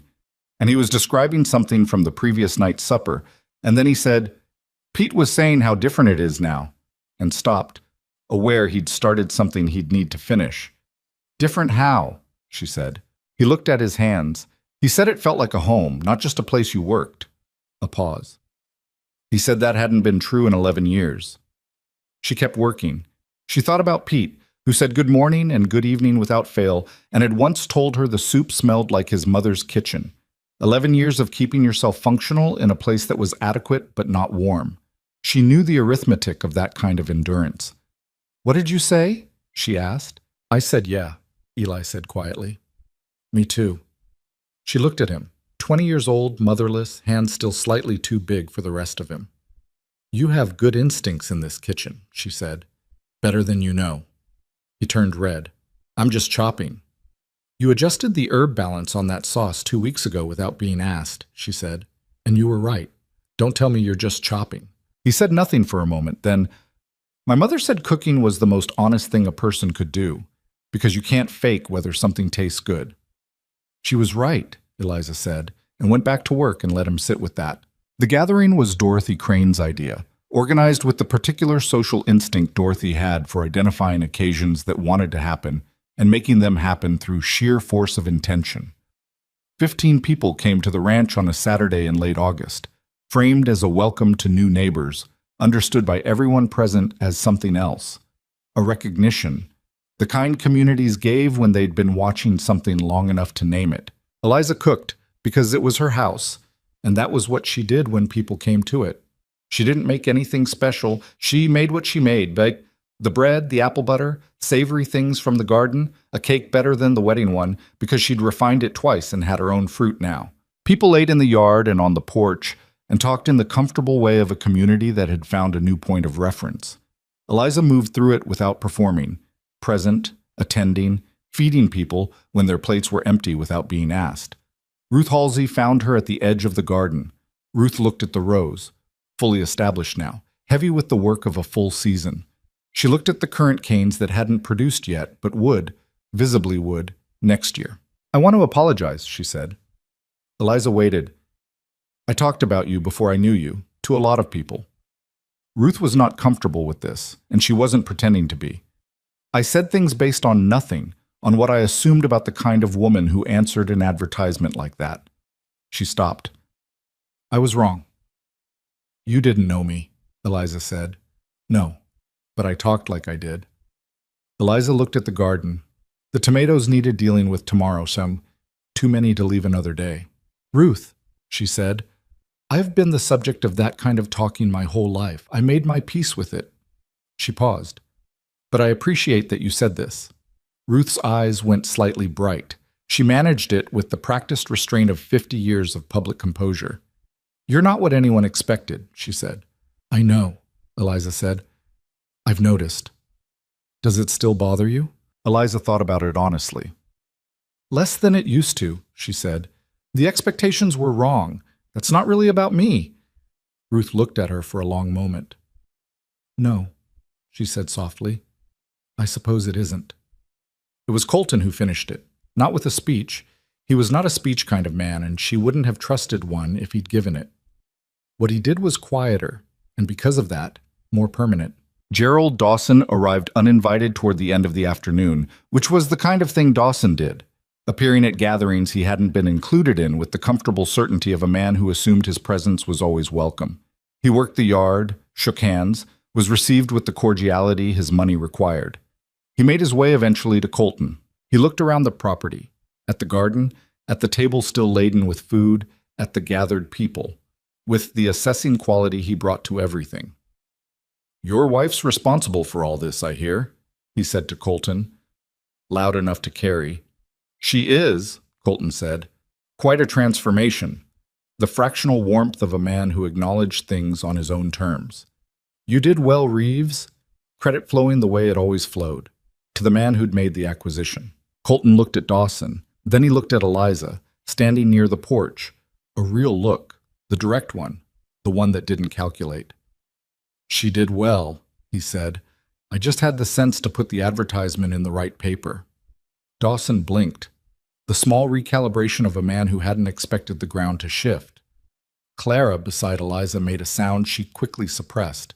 Eliza held Colton's gaze and he held hers, and what passed between them wasn't performed for anyone present. It was just what it was. Later, after everyone had gone and the yard was quiet and Eli had stayed to help clean up without being asked, a habit now, one she hadn't discouraged, Colton sat at the kitchen table while she finished the last of it. "Does it matter," he said eventually, "that I said that?" To Dawson. She thought about it honestly, which was the only way she thought about things. "Yes," she said, "not because I needed you to, but because you chose to. There's a difference." He nodded at the table. "I wasn't a good man to live with before," he said. "Margaret, I was present in the way a fence post is present. Did my job, kept the operation running, was there, but not there in any way that mattered." He looked up. "I don't know if I'm better now, but I'm trying." She looked at him. This man who searched for words and used insufficient ones and meant them fully. "Trying isn't nothing," she said. "Is it enough?" "I'm not easy either," she said. "I notice too much, plan further ahead than people are comfortable with, and I'm better in a kitchen than in—" She gestured at the space between them. "Most other things." "You're better at those things than you think," he said. She let him have that. That was its own kind of growth. She had spent years deflecting kindness with accuracy. She was learning to just receive it. "All right," she said. "All right," he said. She turned off the counter lamp and left the stove fire burning low. At the doorway, she stopped. "Coming?" He stood. "Yeah." They went up together, and the house settled into its nighttime quiet around them. And outside, the August dark was full of stars, and the sound of horses, and the long silence of a place that had become, without anyone marking the moment, a home. She thought sometimes about what it meant that she had arrived with so little, 1 bag, 1 jar, 4 notebooks, and that those small things had been enough. Not because the journey had been easy, because they'd been tended carefully, because she had been the kind of person who tended things carefully, and she had brought that with her when she brought nothing else. And it had turned out to be the only thing that mattered. The sourdough starter on the shelf above the stove went on doing what it always did in the dark, alive and patient and present in the way that only things genuinely cared for could be present. Her grandmother had started it 31 years ago. It had traveled from Ohio in a padded jar. It had survived a 3-day stagecoach journey and 4 months of a Wyoming kitchen, and it would go on surviving because it had been looked after, and because looking after things was how you kept them. That was the whole lesson. She hadn't known it fully when she arrived. She knew it now. You showed up. You paid attention. You did the work without waiting for someone to tell you it was worth doing. And eventually, not quickly, not without difficulty, not without the kind of doubt that arrived at 3 in the morning and had to be managed like everything else. Eventually, the thing you were tending became something that could hold itself up. The ranch would go on improving. The garden would produce better next year, and the year after that. Eli would learn to cook properly. She'd already decided to teach him in the fall. Cade would keep being better than he knew. Pete would say good morning and good evening and eat his meals with the gratitude of a man who understood what a table meant. And Colton would bring his silences and his complications and his careful, costly attempts at saying true things, and she would do the same, and neither of them would be perfect at it. That was the arrangement, the real one, not the 4 words in a newspaper that had dissolved long ago, the way scaffolding dissolved once the structure could hold its own weight. The woman who had arrived plain and quiet and carrying everything she needed in 1 worn bag had built something here. Not because anyone had asked her to, not because anyone had seen it coming, because she had looked at a neglected place and understood what it could be, and then she had stayed and worked and waited for the rest of the world to catch up.